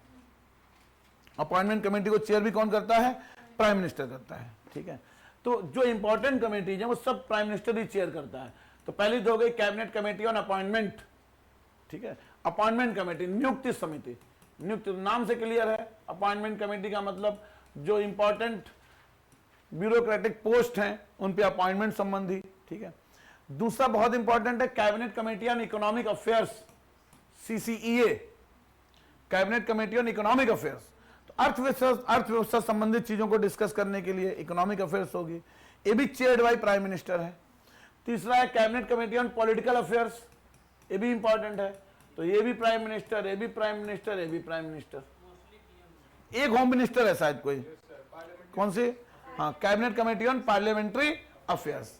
तो जो cabinet committee on parliamentary affairs है, पार्लियामेंट्री अफेयर्स, संसद में कैसे काम होगा उससे संबंधित जो बवाल होगा, ठीक है, उसे कौन कर रहा है भाई, होम मिनिस्टर कर रहा है, home minister, home minister. Cabinet committee on security दे रखा है, वो भी कौन है, प्राइम मिनिस्टर। कौन सी, किसके, अकोमोडेशन, ये इंपॉर्टेंट कमेटी है, सबसे इंपॉर्टेंट कमेटी यही है, ठीक है, कि पता चला वो लड़ाई चल रही उनके बीच में, सुप्रीम कोर्ट के जज, चीफ जस्टिस ने उनसे कहा कि घर खाली करो, बोल रहे नहीं हमारी बिटिया बीमार है, हमारा कुत्ता बीमार है, हम घर खाली नहीं कर पाएंगे। हाँ, तो होम मिनिस्टर, पार्लियामेंट्री अफेयर्स, देखो यार ये जनरल है, सब पे डिसाइड प्राइम मिनिस्टर करेगा, और कहीं नहीं लिखा है, ये खाली ये लिखा है कि prime minister for the smooth transaction of business of government cabinet committee establish कर सकते हैं। उसके कितनी होंगी, नहीं होंगी, कौन होगा उसके अंदर। अब कभी कभी कैबिनेट कमेटीज में स्टेट मिनिस्टर्स भी ले लेते हैं, जो मिनिस्टर ऑफ स्टेट हैं, तो ये सब चीजें, हाँ, स्पेशल इन्वाइटीज बुला लेते हैं। तो एक बार इस चैप्टर को पढ़ लेना भाई, एक बार पढ़ लोगे, पढ़ लोगे, ठीक है। तो कैबिनेट कमेटीज अलग हैं, पार्लियामेंट्री कमेटीज अलग हैं, दोनों मेंस के सिलेबस में इंपॉर्टेंट हैं। अगला देखो आर्टिकल 105, 105 जल्दी से देख लो बेटा।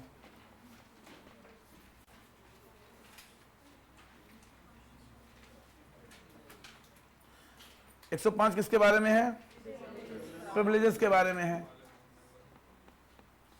अब एक बार इस आर्टिकल को अगर आप देखोगे, थोड़ा पढ़ो एक बार इस आर्टिकल को, इसमें क्या लिखा हुआ है, अगर जब पढ़ के समझाओ क्या लिखा हुआ है। हाँ,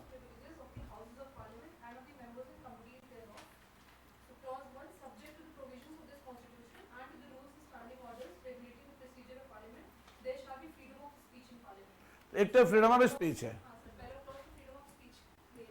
फ्रीडम ऑफ स्पीच। इसका मतलब क्या है? इसका मतलब क्या है कि आप जो भी बोलोगे that can not be question in any court of law. ठीक है। अच्छा मान लो आप गाली देने लगो किसी को, तो होगा क्या फिर? स्पीकर, एथिक्स कमेटी, जो भी डिसिप्लिन कमेटी है वो डिसाइड करेंगे इनको बाहर करो, इनको सस्पेंड करो, इनको रिमूव करो। स्पीकर, कोर्ट ऑफ लॉ में आप कोर्ट नहीं जाओगे। जैसे याद करो जो vote for cash for vote वाला प्रकरण था, ठीक है, जिसमें इन्होंने कहा हम कैश देके वोट देंगे, तो उस कोर्ट नहीं गए आप उसके लिए, ठीक है, लोकसभा ने डिसाइड किया भाई। ठीक है, आगे पढ़ो। Second clause, no member of the parliament shall be liable to any proceedings in any court in respect of anything said or any vote given by him in parliament or any committee thereof, and no person shall be so liable in respect of the publication by or under the authority of either house of parliament of any report, paper, votes or proceedings.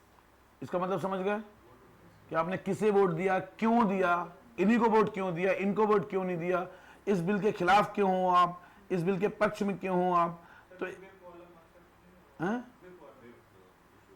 हाँ, whip को तो खैर इसके विरोध में है, लेकिन ठीक है, वो विप भी जरूरी है। ठीक है, तो यहाँ तो खाली ये कह रहे हैं भाई, विप तो कह रहे हैं कि अब सर एंटी डिफेक्शन लॉ के लिए विप लेके आए हैं वो लोग। तो ठीक है, आप कोर्ट में लायबिल नहीं हो, कहने यहाँ पर कोर्ट की बात है मेन। आप पार्लियामेंट के लिए लायबिल हो भाई, कुछ भी बोलोगे पार्लियामेंट के लिए तो लायबिल हो ना। तो आप अपने संसदीय ग्रुप के लिए लायबिल हो, लेकिन उन सब के लिए लायबिल नहीं हो भाई। ठीक है, तो ये तो हो गई जनरल बात। आगे क्या है? तो दो तो आपको ये दे दिए गए हैं, ये दो दे दिए गए ना, दो। अब ये दोनों इंडिविजुअल प्रिविलेज हैं, अगर देखे जाए व्यक्ति के, तो है या नहीं है? ठीक है, आगे बढ़ो बेटा। Clause 3, in other respects, the powers, privileges and immunities of each house of parliament and of the members and committees of each house shall be such as may from time to time be defined by parliament by law, and until so defined shall be those of that house and of its members and committees immediately before the coming into force of section 15 of the Constitution, 44th Amendment Act of 1978. इसका मतलब क्या हुआ? हाँ? और date का क्या चक्कर दिया हुआ है? बिल्कुल सही बात है। तो पहले लिखा हुआ था कि पार्लियामेंटेरियंस के जो भी प्रिविलेज होंगे वो संसद बाय लॉ डिसाइड करेगी, और जब तक पार्लियामेंट ने बाय लॉ डिसाइड नहीं किया है तब तक वही प्रिविलेज होंगे जो ब्रिटिश पार्लियामेंटेरियन के प्रिविलेज हैं। ठीक, अब इस शब्द हमें अच्छा नहीं लग रहा था, ब्रिटिश पार्लियामेंटेरियन, तो 44वें संविधान संशोधन हमने चेंज किया। हमने कहा आज से हमारे, आज के बाद हमारे वही प्रिविलेज हैं जो आज से पहले थे, यही तो लिख दिया हमने। ठीक है, कि आज के बाद हमारे वही प्रिविलेज हैं जो आज से पहले थे, और आज से पहले कौन से प्रिविलेज थे? जो प्रिविलेज थे वो सब हटा दिया, देखो, बस और कुछ नहीं किया इन्होंने। ठीक है, अब एक बार इसको देख लो यार, कि अगर हम पार्लियामेंट्री प्रिविलेज की बात करें, ठीक है, तो इंडिविजुअल प्रिविलेज कुछ दे रखे हैं। अब इन्होंने, अब देखो, एक कहीं भी प्रिविलेज लिखे नहीं है। मैं फिर आपसे कह रहा हूं कि पार्लियामेंट ने, कई बार होता है ना कि हमारे प्रिविलेज अगर हम लिख देंगे तो वो सीमित हो जाएंगे, नहीं लिखे हैं तो असीमित हैं, तो वही पार्लियामेंट खेल रही। वरना अभी तक 70 साल में टाइम नहीं मिला कि कानून बना लो, आप अपने प्रिविलेज डिसाइड कर लो, नहीं डिसाइड कर रहे हैं दुष्टता में। अब मजेदार बात है, किसी राज्य ने भी डिसाइड नहीं किए हैं, इवन किसी स्टेट ने भी कोई ऐसा कानून नहीं बनाया है प्रिविलेज को लेके। तो इसमें हैं क्या क्या प्रिविलेज? इनके दो तरीके के प्रिविलेज हैं। ठीक है, एक तो कलेक्टिव प्रिविलेज हो गए और सीक्रेट प्रिविलेज हो गए। कलेक्टिव प्रिविलेज में आप क्या है, आप अपने किसी को भी कंटेम्प्ट, अगर कंटेम्प्ट ऑफ पार्लियामेंट है, कंटेम्प्ट ऑफ हाउस है, तो आप उसे बुला सकते हो, कोर्ट की तरह काम कर सकते हो। अभी यूपी में देखो, पुलिस वालों को 1-1 दिन की सजा सुनाई थी, 1-1 दिन की, तो उनकी पेंशन फंड तो सब चला गया बेचारों का रिटायरमेंट के बाद। ठीक है, 1 घंटे के लिए अगर 100 रुपए का फाइन लग जाए आपके ऊपर, तो सरकारी नौकरी गई। 100 रुपए का फाइन लग जाए, 1 रुपए का फाइन लग जाए, once you are convicted either for incarceration और by penalty, it means you are convicted. ठीक है ना, you can not do government job, और इसके बाद जो पेंशन है वो सब तुम्हारे उस दिन से बंद, पैसा सरकार थोड़ी देगी आपको, तो नुकसान वो हो गया उनको। 1 दिन की सजा का मतलब थोड़ी कोई है, और तुरंत ही बेल मिल गई, जेल थोड़ी गए वो। लेकिन वो नहीं हुआ भाई, पेंशन नहीं मिलेगी। ठीक है, हैं? सीओ साहब भी थे। हाँ वही मतलब कि अरे वो अपना खड़े रहे होंगे, थोड़ी देर चाय भी, क्या यार सैलरी चलेगी, पेंशन चलिए, बकवास लोन चल रही है, और वहाँ कोई बवाल नहीं। 20 साल 25 साल पुराना केस था। एक बार रोनिन सेन वाला केस हुआ था, याद होगा आपको, Ronen Sen. He was Indian foreign service officer and at that time he was posted as ambassador in USA. अब यूएसए में कहीं बात कर रहे थे मीडिया से, वो मजाक मजाक में बोल दिया, Indian parliamentarians are headless chicken. Headless chicken मतलब मुर्गी की तरह बोलते रहते, दिमाग है नहीं। इन लोगों ने सुन लिया, कहा हो जाए तुम पहले इंडिया आओ तुम। फिर उनको धोया पार्लियामेंट में बैठाल के, फिर माफ़ी मांगी, पैरेंट से माफ़ कर दो यार, क्यों नौकरी चली जाएगी। तो इस तरीके की कलाकारी ये लोग कर सकते हैं, अगर आप इनको जो है, अगर आप इनको इनकी निंदा करोगे। कलेक्टिव प्रिविलेज है, पूरा हाउस आपको कंटेम्प्ट ऑफ हाउस है, कंटेम्प्ट ऑफ हाउस। ठीक है, हाउस एक साथ। दूसरा, कौन प्रोसीडिंग में आएगा, कौन नहीं आएगा, हाउस डिसाइड करेगा। ठीक, किसको आप अलाउ करोगे, किसको अलाउ नहीं करोगे। कुछ सीक्रेट मीटिंग करनी है कि चुपचाप बैठना है, ठीक है, तो हाउस डिसाइड करेगा। पब्लिश, कौन सी रिपोर्ट, कौन सी चीज जो है वो रिकॉर्ड में आएगी, कौन सी चीज रिकॉर्ड में नहीं आएगी, क्या पब्लिकेशन होंगे, टीवी पे क्या दिखाया जाएगा, कौन सी टीवी दिखाएगी, ये सब संबंधित जो हैं वो कलेक्टिव राइट्स हैं। ठीक है, इंडिविजुअल राइट्स बेसिक हैं। इंडिविजुअल राइट्स कौन से हैं? अच्छा, एक कलेक्टिव राइट्स में इन्होंने भी लिखा है, ठीक है, कि अगर कोई मेंबर अरेस्ट किया गया है, ठीक है, तो उसकी सूचना तुरंत हाउस को दी जाएगी। ये तो सरकार में भी है। अगर आप सरकारी नौकरी में हो और आप मान लो चपरासी हो, आपको अरेस्ट किया गया तो आपके बॉस को बताया जाएगा। आप डीएम हो तो कमिश्नर बताइए भाई हमने अरेस्ट कर लिया है। ठीक है, तो अरेस्ट की सूचना यहाँ अगर किसी भी मेंबर को अरेस्ट किया गया है तो उसकी सूचना कहाँ दी जाएगी? उस हाउस को दी जाएगी। ठीक है, और अगर आप हाउस के अंदर हो तो हाउस के अंदर आपको अरेस्ट नहीं किया जा सकता है, और जब स्पीकर कहेगा तभी अरेस्ट किया जा सकता है। तो हाउस के अंदर भाई पुलिस नहीं घुस सकती है, वो आपको ध्यान रखना है। जैसे कोर्ट के अंदर पुलिस नहीं घुस सकती है, जब तक कोर्ट से बाहर हो, आप कोर्ट प्रमाइस से बाहर हो। नहीं तो मूवीज में देखते पुलिस वाले बाहर ही खड़े रहते हैं, कजाक से पकड़ लेते हैं, और आप जो है अपना वो बुर्का उर्का पहन के जाते हो, ताकि मूवीज में नहीं देखा है, हैं? गंगा जल में बुर्का उर्का पहन के जाते हो, कोर्ट पहुंच जाऊं मैं एक बार, कोर्ट पहुंच गया। कोर्ट देखो, कोर्ट में वो राजा है, उस कोर्ट के अंदर क्या होगा कि नहीं बोलते मेरा कोर्ट है, इसका नाम आप वहां के राजा हो, तो उसके अंदर अरेस्ट होगे नहीं होगे, क्या बवाल होगा, वो जज डिसाइड करेगा। तो सेम उसी तरीके से हाउस के अंदर क्या होगा, हाउस डिसाइड करेगा। हाउस ने स्पीकर को उस काम के लिए अथोराइज कर रखा है, तो स्पीकर डिसाइड करेगा। अब इंडिविजुअल प्रिजम देख लो, एक तो वही है कि फ्रीडम ऑफ स्पीच है, ठीक है। दूसरा, 40 दिन पहले और 40 दिन बाद आप उनको अरेस्ट नहीं कर सकते सिविल मैटर्स में। सिविल मैटर्स है, सिविल मैटर्स में, तो अगर कोई सिविल मैटर है, ठीक है, जमीन अमीन का है, वाइफ ने कुछ केसेस कर दिया है, तो आप बोलो सेशन शुरू होने वाला है, अब तुम लड़ लो जितना लड़ना है, 40 दिन हमारा कुछ नहीं होगा अब, ठीक है। तो कहेंगे अच्छा रुक जाओ कि हम तुम्हारे खिलाफ कराएंगे डोमेस्टिक वायलेंस, क्रिमिनल, अब तुम अरेस्ट हो जाओगे खटाक से। तो उसे कम पढ़ी लिखी भी होनी चाहिए, ज़्यादा पढ़ी लिखी है तो वो भी खतरनाक है कि तुम अपने प्रिविलेज बताओ, बोले हमने भी पढ़ा हुआ था प्रिविलेज, ठीक है। तो सिविल मैटर्स में 40 दिन की कहानी है। दूसरा, जब सेशन चलते हैं, जैसे कोर्ट है, कोर्ट में कई बार होगा कोर्ट आपको विटनेस के लिए बुलाएगा, ठीक है, आप नहीं जाते हो तो कोर्ट आपके खिलाफ, कोर्ट बुलाएगा तो जाना पड़ेगा, कोई भी हो। जब आप बोलो यार हमारा कोई मतलब नहीं इस केस से, हमसे क्या मतलब है यार, कोर्ट कहेगा नहीं आओ। आप नहीं आओगे तो पहले बेलेबल वारंट जारी करेगा, फिर नहीं आओगे तो नॉन बेलेबल वारंट जारी करेगा, फिर नहीं आओ तो एसपी को फोन करेगा इनको उठा के लाओ। एसपी एसएचओ से कहेगा एसएचओ तुम नहीं जा रहे हो, अगले दिन नजर आओगे तुम वहां खड़े, अरे साहब हम तो आने वाले थे। तो इन केस में अगर हाउस सेशन में है तो अब ज्यूरी सर्विस बोलते हैं उसको, जब तक हाउस सेशन में है तो कोर्ट आपको फोर्स नहीं कर सकता कि आओ आप विटनेस दो आके। ये तो हो गए प्रिविलेज। इतने प्रिविलेज हैं और कोई भी हैं, ठीक है। तो बेसिक बेसिक प्रिविलेज याद रखो। अब लास्ट और देख लो कि कौन सा बिल लैप्स कर जाता है, कौन सा बिल लैप्स नहीं करता है, उसे देख लो एक बार। लास्ट जो चीज बची हुई है उसके जल्दी सुप्रीम कोर्ट स्टार्ट करते हैं भाई।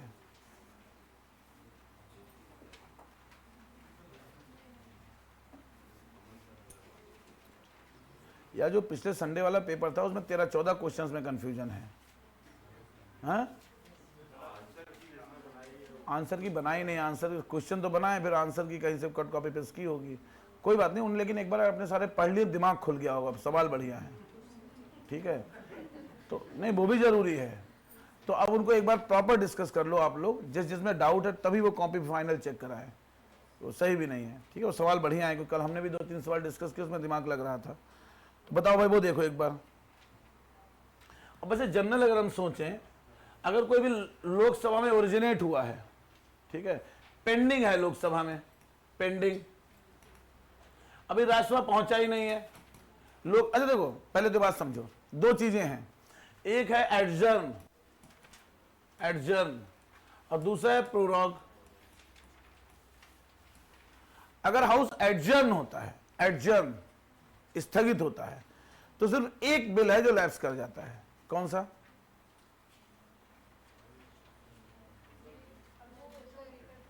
हाँ? नहीं एडजर्नमेंट पे तो कोई नहीं होता है। हाँ एडजर्नमेंट पे कुछ नहीं, हाँ तो सुन, गलत बोल रहा हूं मैं, ठीक है। हाँ एडजर्नमेंट पे, एडजर्नमेंट पे अगर एडजर्न हुआ 2 दिन 3 दिन 4 दिन तो कोई फर्क नहीं पड़ेगा, जो पेंडिंग है पेंडिंग रहेंगे, चले चले। दूसरा प्रोरॉग, सत्र समाप्त हो गया, सत्र, नया सत्र आया, तो यहां भी जनरली किसी पे फर्क नहीं पड़ता है, कोई फर्क नहीं पड़ता है। सिर्फ एक रिजोल्यूशन है, कौन सा? रिमूवल ऑफ जजेज, बिल्कुल सही बात है, बस बिल्कुल तो पता। तो जो सुप्रीम कोर्ट और हाई कोर्ट के जजेज हैं, इनका जो रिमूवल है वो सेम सेशन में होना चाहिए, दोनों हाउस में पास होना चाहिए।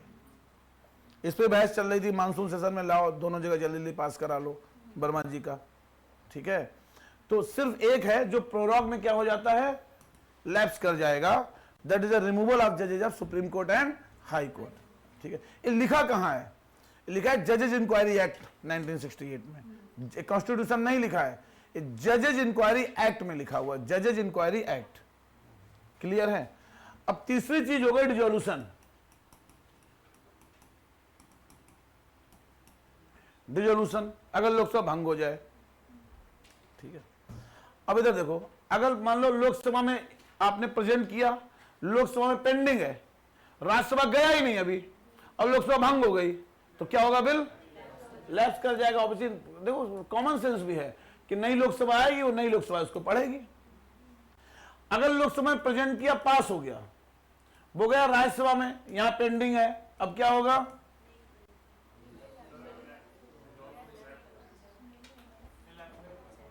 मेरे हिसाब तो लैप्स होना चाहिए, हैं?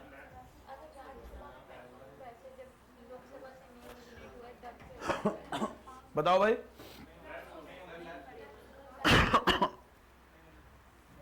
क्योंकि बिल तो यार, अब जब बिल राज्यसभा में जब तक पास नहीं हुआ है तब तक तो फिर जो नई लोकसभा आएगी वो डिसाइड करेगी। फिर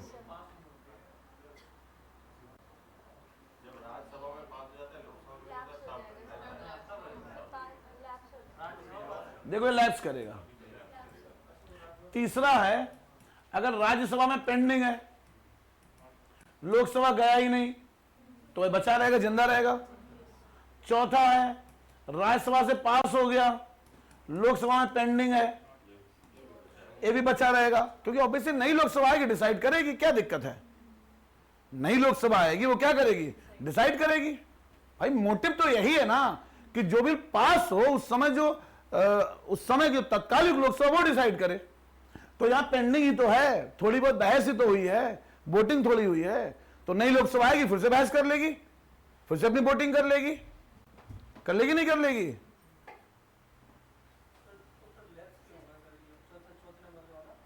लैप्स कहां कर रहे हैं इसको? जिंदा, और ये भी जिंदा रहेगा। इसमें पहले वाले में लिखा है कि a bill pending in the Lok Sabha lapses whether originating in Lok Sabha or transmitted to it by the Rajya Sabha। अब इसको देख लो एक बार, ए बिल पेंडिंग, अब इन्होंने क्या लिखा है इसको समझते हैं। पहले हम अपने हिसाब से कर लेते हैं, फिर इससे मैच करते हैं, ठीक है। अगला क्या हो सकता है, हो क्या कह सकते हैं, फिर समझते हैं, जो गलती होगी वो देख लेंगे, उसे याद करना। अगला हो सकता है लोकसभा से पास हो जाए, राज्यसभा से पास हो जाए, प्रेसिडेंट के पास चला जाए, तो लैप्स नहीं करेगा ऑब्वियसली। अब अगर ज्वाइंट सिटिंग कॉल की हो, ज्वाइंट सिटिंग, तो लैप्स नहीं करेगा। जो ज्वाइंट सिटिंग आएगी डिसाइड करेगी, कोई दिक्कत नहीं है, ठीक है। अगर दोनों जगह पास हो गया और रिकंसिडरेशन के लिए भेजा हुआ हो तो भी लैप्स नहीं करेगा।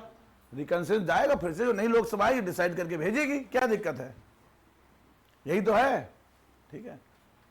अरे इन तीनों केसेस में लैप्स करेगा या नहीं करेगा, नहीं करेगा भाई, ठीक है, क्योंकि यहां दोनों से पास है और प्रेसिडेंट के पास पहुंच गया है, प्रेसिडेंट ने भी असेंट नहीं दी है। दूसरा, एक से पास एक से फेल, और प्रेसिडेंट ने ज्वाइंट सिटिंग कॉल कर दी है, तो ज्वाइंट सिटिंग आएगी, वो चेक करे कुछ। अब इनका पढ़ते हैं। A bill pending in the Lok Sabha lapses whether originating in the Lok Sabha और transmitted to it by the Rajya Sabha. तो इसके हिसाब से तो ट्रांसमिट, ए वाला तो कह रहे हैं कि जिंदा खत्म हो जाएगा, नहीं, ए वाला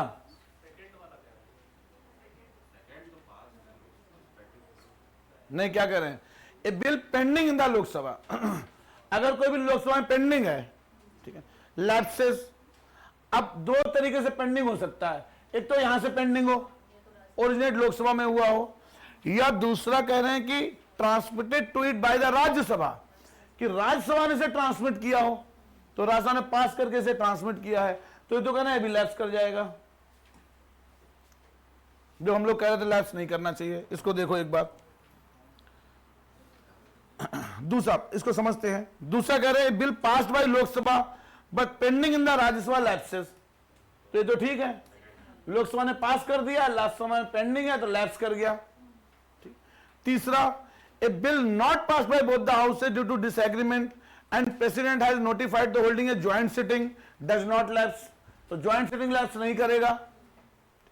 चौथा, a bill pending in the Rajya Sabha but not pass by the Lok Sabha does not lapse, तो ठीक है, राज्यसभा में पेंडिंग है, लोकसभा में अभी पास नहीं हुआ है, तो लैप्स नहीं करेगा, ठीक है।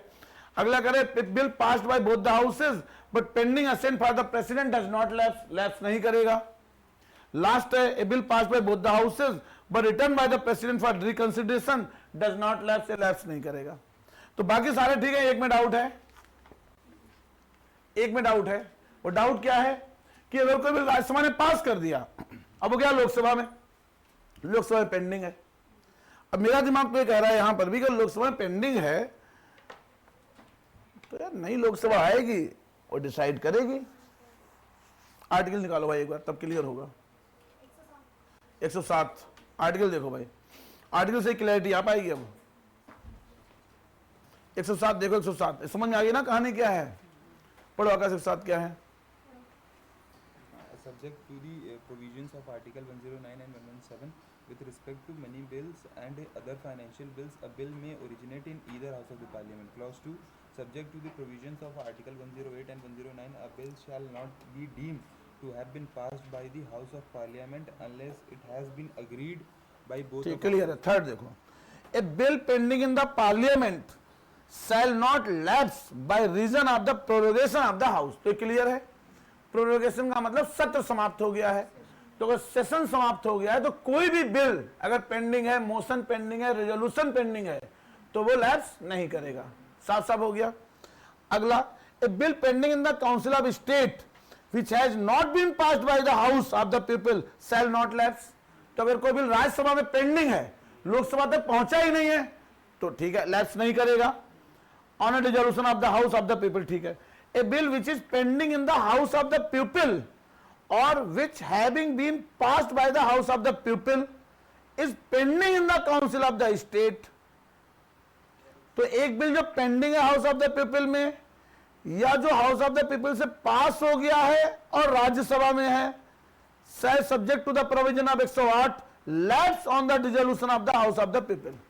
तो ये कह रहे हैं कि अगर कोई बिल हाउस ऑफ पीपल में पेंडिंग है या हाउस ऑफ द पीपल से पास होकर चला गया, राज्यसभा वहां पेंडिंग है और लोकसभा डिसॉल्व हो गई, तो बिल लैप्स कर जाएगा। बात समझ में आई? नहीं, अगर कोई बिल लोकसभा में ओरिजिनेट हुआ, वहां पेंडिंग है, लोकसभा डिसॉल्व हो गई, बिल समाप्त। अगर कोई बिल लोकसभा में ओरिजिनेट हुआ, वहां से पास हो गया, पास होकर गया राज्यसभा, लोकसभा डिसॉल्व हो गई, लैप्स कर गया, इतना लिखा हुआ है। सर ये फोर्थ वाला केस जो आपने बताया था कि राज्यसभा ने पास कर दिया है और लोकसभा पेंडिंग है, उस केस क्या होगा? सर इसमें भी lapse तो ये तो कहीं ना लैप्स करेगा। डाउट हमें किसमें है? नहीं, फोर्थ में डाउट है, सॉरी, सिर्फ इसी में डाउट है कि अगर राज्यसभा से पास हो गया है, सर ये केस लिखा भी नहीं है। हाँ वही तो मैं कह रहा हूं कि राज्यसभा से पास हो गया है और लोकसभा में पेंडिंग है,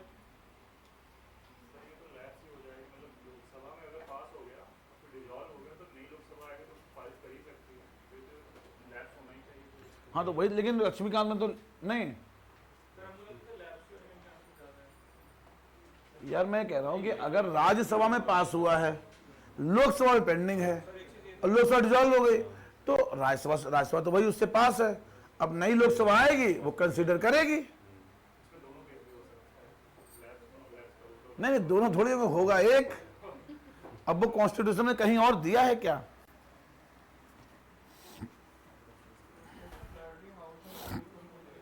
भाई नहीं दिया है तब तो जो लक्ष्मीकांत जी कह रहे हैं उनकी बात मान लेंगे, फिर और क्या।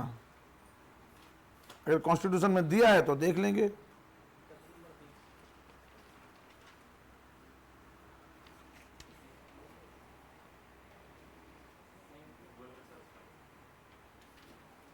गूगल से तो ज्यादा फिर वेट लक्ष्मीकांत का ही है यार।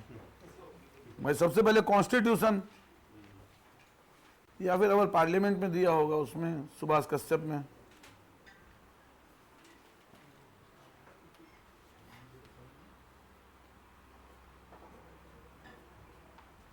बाकी सारे क्लियर हैं, सिर्फ इसी में डाउट है ना।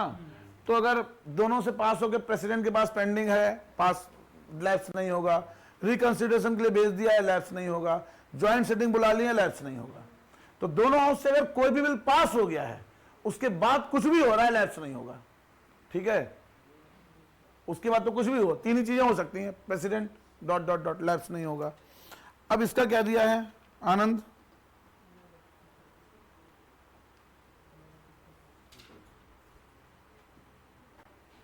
तो इसको कंफर्म कर लो यार, लैप्स दे रहा है। सर जीबीटी बता रहा है कि कॉन्स्टिट्यूशन अमेंडमेंट बिल जो है वो लैप्स नहीं होगा। अरे अमेंडमेंट तो छोड़ दो यार, हैं?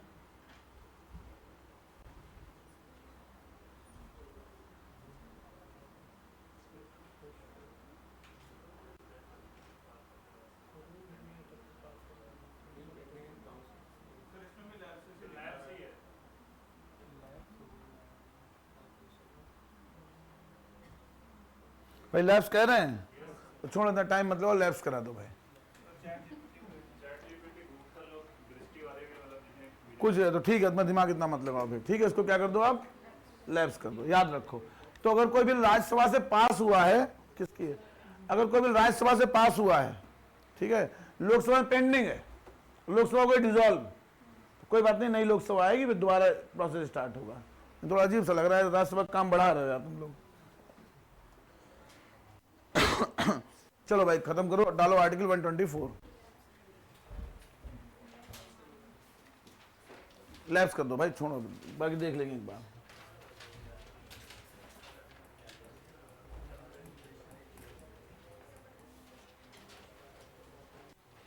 जुडिशरी 124, अभी आसान है, हाँ कर दो थोड़ी देर, 12:30 बजे। जुडिशरी 124 देखो भाई, पार्लियामेंट में और कुछ नहीं बचा, हो गया मतलब भर का सारा, कर लोगे अब आप।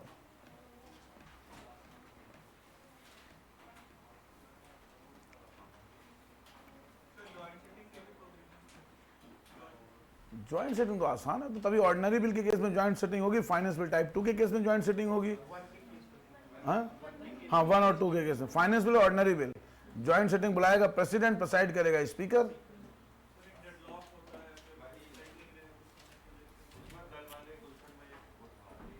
यार ज्वाइंट सेटिंग कब होगी, ज्वाइंट देखो सुनो, ऑर्डिनरी बिल में होगी। अब ऑर्डिनरी बिल में सिर्फ तभी होगी जब एक हाउस पास कर दे दूसरा हाउस रिजेक्ट कर दिया, 6 महीने तक पेंडिंग रखे, 6 महीने तक पेंडिंग रखे, तो बस यही सिचुएशन है। और कब होगी ज्वाइंट सेटिंग है, बताओ।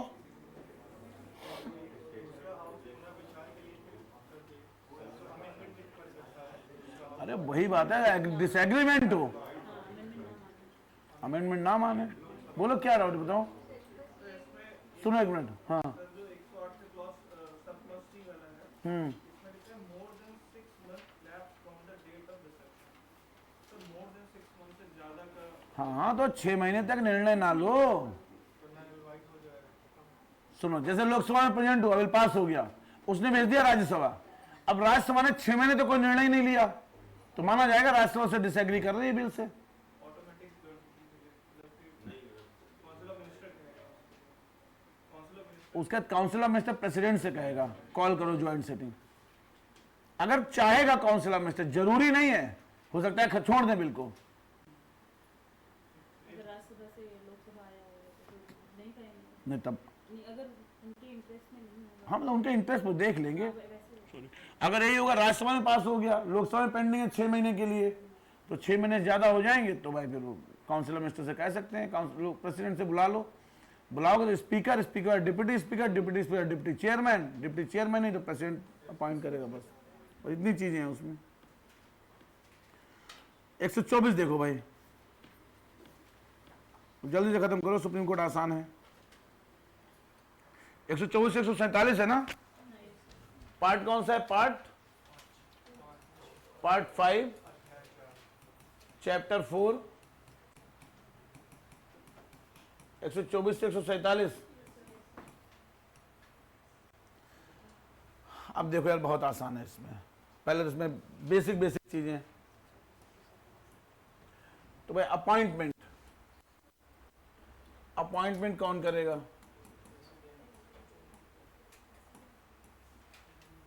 प्रेसिडेंट। अब एग्जैक्टली देखो, अच्छा पहले तो अपॉइंटमेंट स्ट्रेंथ देखो पहले आप, ठीक है। तो ये लिखा है पार्लियामेंट बाय लॉ डिसाइड करेगी, क्या लिखा है, पार्लियामेंट बाय लॉ डिसाइड, यही तो लिखा है। पढ़ो 124 एक बार, 124 इसमें देखना बेटा, एक बार इसमें देख लो थोड़ी देर, ठीक है। 124 है, they shall be Supreme Court of India. अब देखो, सुप्रीम कोर्ट ऑफ इंडिया से पहले हमारा कौन सा था, फेडरल कोर्ट था 1935 में, लेकिन फेडरल कोर्ट से ज्यादा ताकतवर है सुप्रीम कोर्ट। क्यों?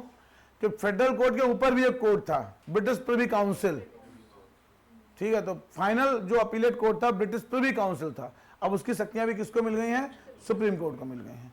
तो supreme court, actually supreme court विश्व का सबसे ताकतवर कोर्ट है, हमारा जो सुप्रीम कोर्ट है। इतनी पावर्स किसी के पास नहीं है।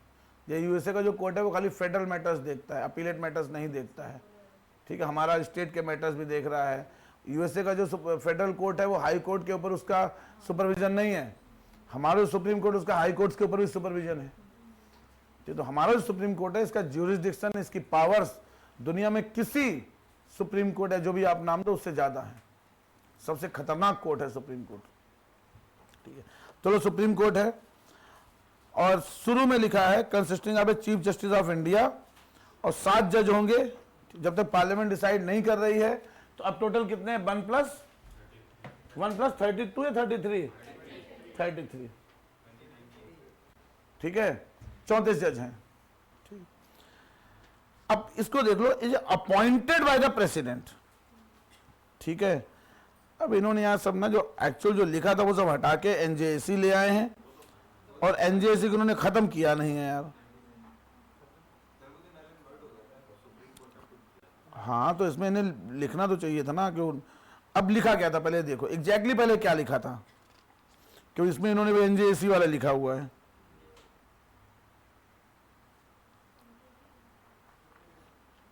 क्या लगा, chief justice of supreme court will be appointed by president.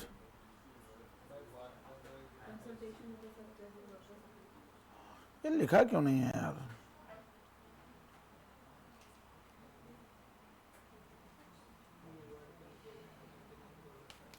देखो पहले एग्जैक्टली क्या लिखा था, इसमें इन्होंने लिखा ही नहीं है यार। पहले लिखा था कि Chief Justice of India will be appointed by President and other judges will be appointed by President in consultation with Chief Justice of India. ये लिखा था सर वॉइड लिखा हुआ है नीचे हैं? स्टार्ट करके लिखा हुआ है the supreme advocate on record association versus union of India decided on this head by constitution and national appointment commission as void and हाँ तो वॉइड कर दिया ना, तो कोलेजियम सिस्टम कर दिया, ऐसा तो वॉइड हो गया। लेकिन मैं कह रहा हूँ एग्जैक्टली पहले जो लिखा था मैं उसकी बात कर रहा हूँ। तो पहले लिखा था कि चीफ जस्टिस ऑफ इंडिया, ठीक है, will be appointed by president, सिर्फ इतना लिखा था। लिखा है इसमें, हिंदी में लिखा है भाई, चीफ जस्टिस ऑफ इंडिया। हाँ इसमें देखो सही लिखा है, ठीक है।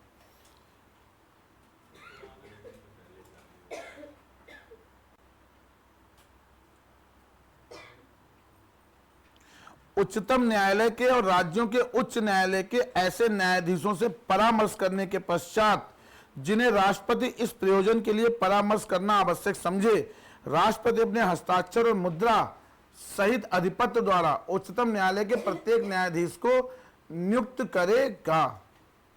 परंतु मुख्य न्यायमूर्ति से भिन्न किसी न्यायाधीश की नियुक्ति दशा में भारत के मुख्य न्यायमूर्ति से सदैव परामर्श किया जाएगा।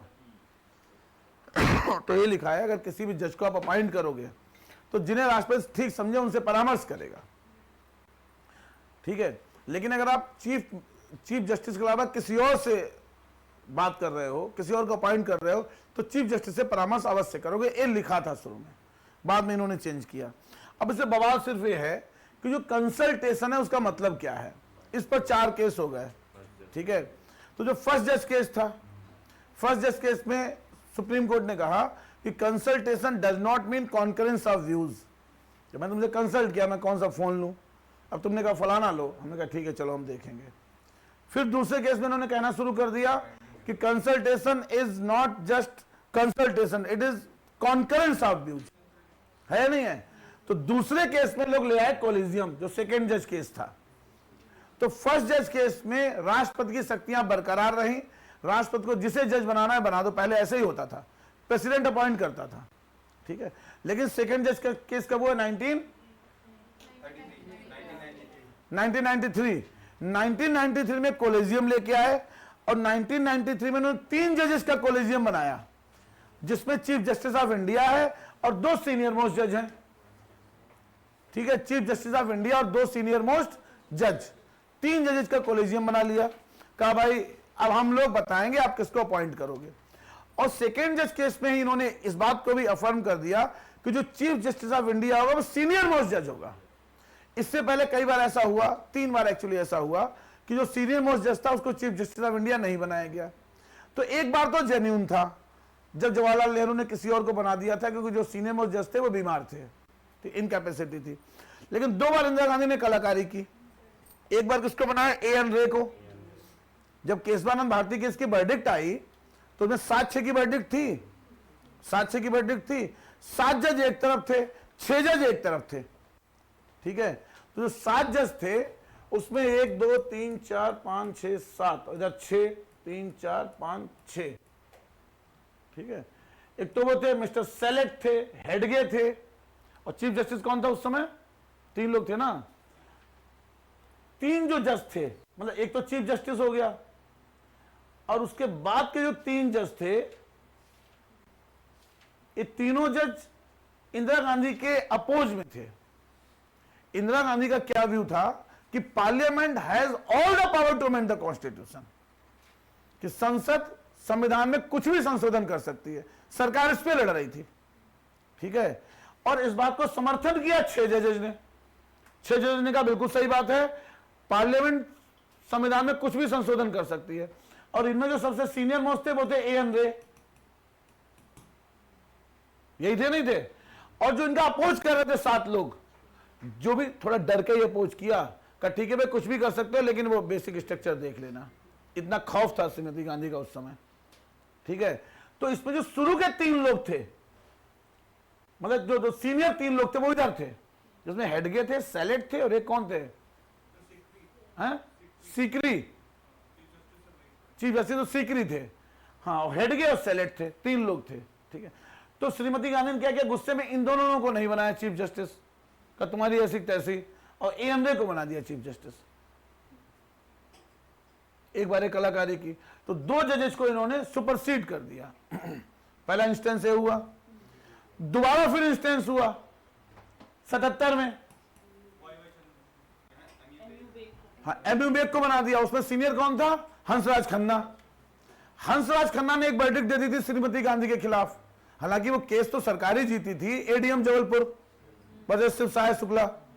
तो एडीएम जबलपुर केस में सारे जज श्रीमती गांधी के डर से उनके साथ थे। ये डीवाई चंद्र बाई सब उन्हीं के साथ थे, सब लल्लू राम, जस्टिस भगवती भी श्रीमती गांधी के साथ थे।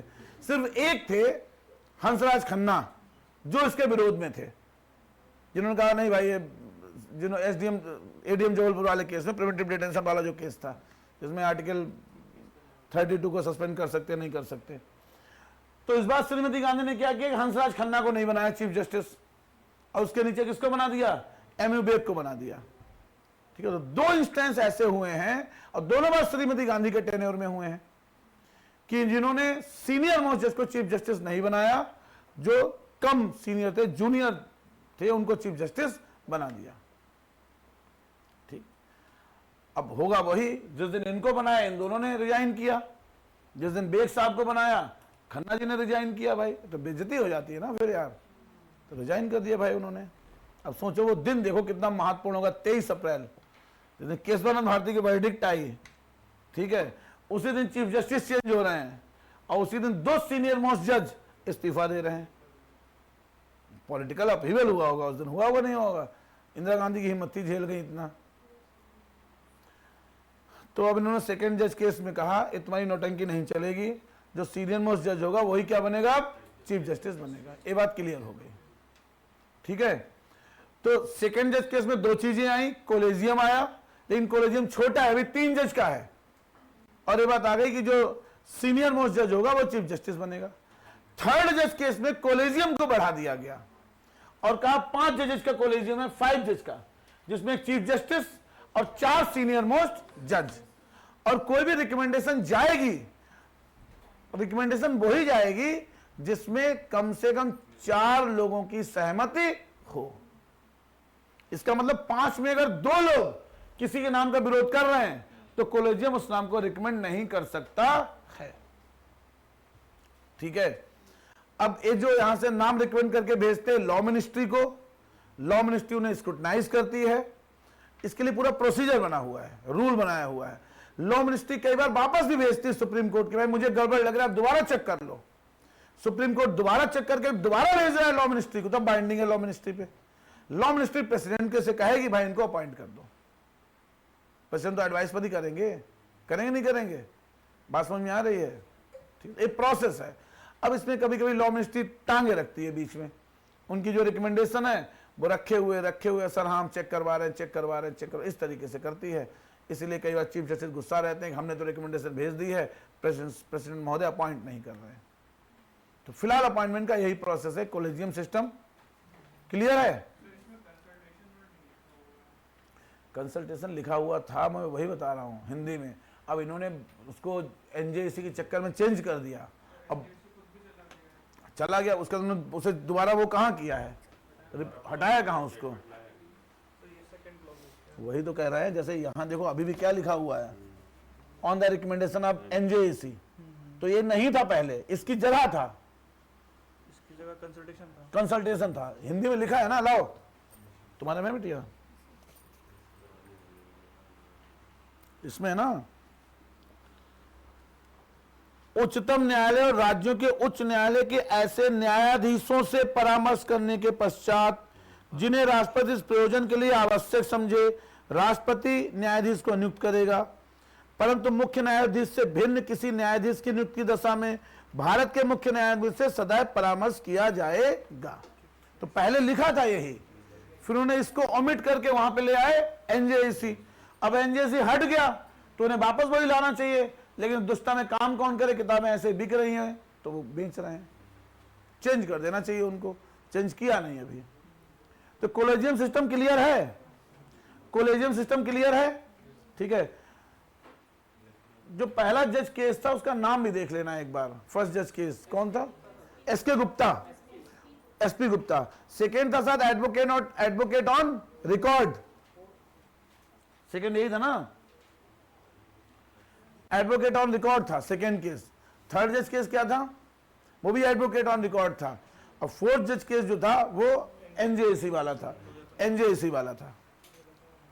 क्लियर है, अपॉइंटमेंट कर लोगे, ठीक है। अब क्वालिफिकेशन किसको अपॉइंट करोगे, तो क्वालिफिकेशन में कोई मिनिमम एज तो है नहीं। क्वालिफिकेशन तो सिटीजन ऑफ इंडिया, दूसरा 5 साल तक हाई कोर्ट, 10 साल तक लॉयर और कोई ज्यूरिस्ट, यही तो 3 है। तो भारत के नागरिक होने चाहिए, 5 साल किसी हाई कोर्ट में या एक से ज्यादा हाई कोर्ट में आप जज रहे हो, 2 साल बॉम्बे में रहे, 3 साल यूपी में रहे, हाई कोर्ट में जज, ठीक है। इसके बाद 10 साल आपने हाई कोर्ट में प्रैक्टिस की हो, किसी भी हाई कोर्ट में 5 साल मुंबई में, 3 साल वहां डॉट डॉट डॉट, या प्रेसिडेंट की नजर में आप कोई प्रोमिनेंट इमिनेंट ज्यूरिस्ट हो, डिस्टिंग्विश ज्यूरिस्ट हो, महान विधिवेत्ता हो, ठीक है। क्लियर है। अब अपॉइंटमेंट हो गया, अपॉइंट करेगा प्रेसिडेंट, ओथ कौन दिलवाएगा, प्रेसिडेंट, ओथ प्रेसिडेंट। अब वैकेंसी कैसे क्रिएट हो सकती है, तो रिजाइन कर दे,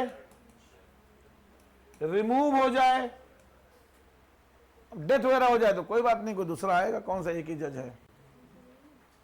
अरे क्लियर है, रिजाइन किसको करेगा, प्रेसिडेंट। तो चीफ जस्टिस तो प्रेसिडेंट को करेगा, बाकी जज किसको करेंगे, प्रेसिडेंट को ही करेंगे भाई। सारे जज रिजाइन प्रेसिडेंट को ही करेंगे, सारे जज रिजाइन। देखो जो चीफ जस्टिस है, he is just the first among the equals, he is just the master of the roster. समझो इस बात को, शब्द यूज करते हैं मास्टर ऑफ द, मतलब चीफ जस्टिस का मतलब ये नहीं बाकी जज से ऊपर हो, लेकिन मास्टर ऑफ द रोस्टर का मतलब है कि एडमिनिस्ट्रेटिव काम जो है, कि कौन सा केस किसके पास जाएगा, फलाना ढिमाका, वो चीफ जस्टिस डिसाइड करता है। तो एक बार जो लड़ाई हुई थी याद करो, जब 3 जजेस ने प्रेस कॉन्फ्रेंस की थी, तो उन्होंने कहा था कि चीफ जस्टिस जो है वो हमारा बॉस नहीं है, chief justice of India is not the boss of basically other जजेज। जैसे प्राइम मिनिस्टर बॉस है, हालांकि प्राइम मिनिस्टर के केस में भी कहते हैं प्राइमस इंटर पेयर्स है, फर्स्ट अमंग द इक्वल है, लेकिन प्राइम मिनिस्टर अगर रिकमेंड करेगा तो बाकी मिनिस्टर रिजाइन करेंगे या उनका रिमूवल होगा। यहां चीफ मिनिस्टर, चीफ जस्टिस के कहने में बाकी जजेस का रिमूवल नहीं हो रहा है। तो यहां जो चीफ जस्टिस है, he is the master of the roster है, एडमिनिस्ट्रेटिव हेड है, कि सुप्रीम कोर्ट का एडमिनिस्ट्रेशन कैसे चलेगा वो कौन डिसाइड करेगा, चीफ जस्टिस डिसाइड करेगा। रोस्टर समझते हो, रोस्टर, कौन सा केस कौन देखेगा, ये सब बकवास है, ठीक है। अब रिमूवल का प्रोसेस क्या है, तो कुछ चीजें तो संसद में कॉन्स्टिट्यूशन में लिखी हैं, और कुछ चीजें लिखी कि पार्लियामेंट बाय लॉ, देखो लिखा है पार्लियामेंट बाय लॉ इसकी प्रक्रिया को स्थापित करेगा, लिखा नहीं लिखा है। तो पार्लियामेंट ने एक्ट बनाया है, क्या बनाया है, जजेज इंक्वायरी एक्ट 1968, जजेज इंक्वायरी एक्ट 1968। तो ये कल देखेंगे भाई, अब ठीक है, कल खत्म हो जाएगा, आज थोड़ा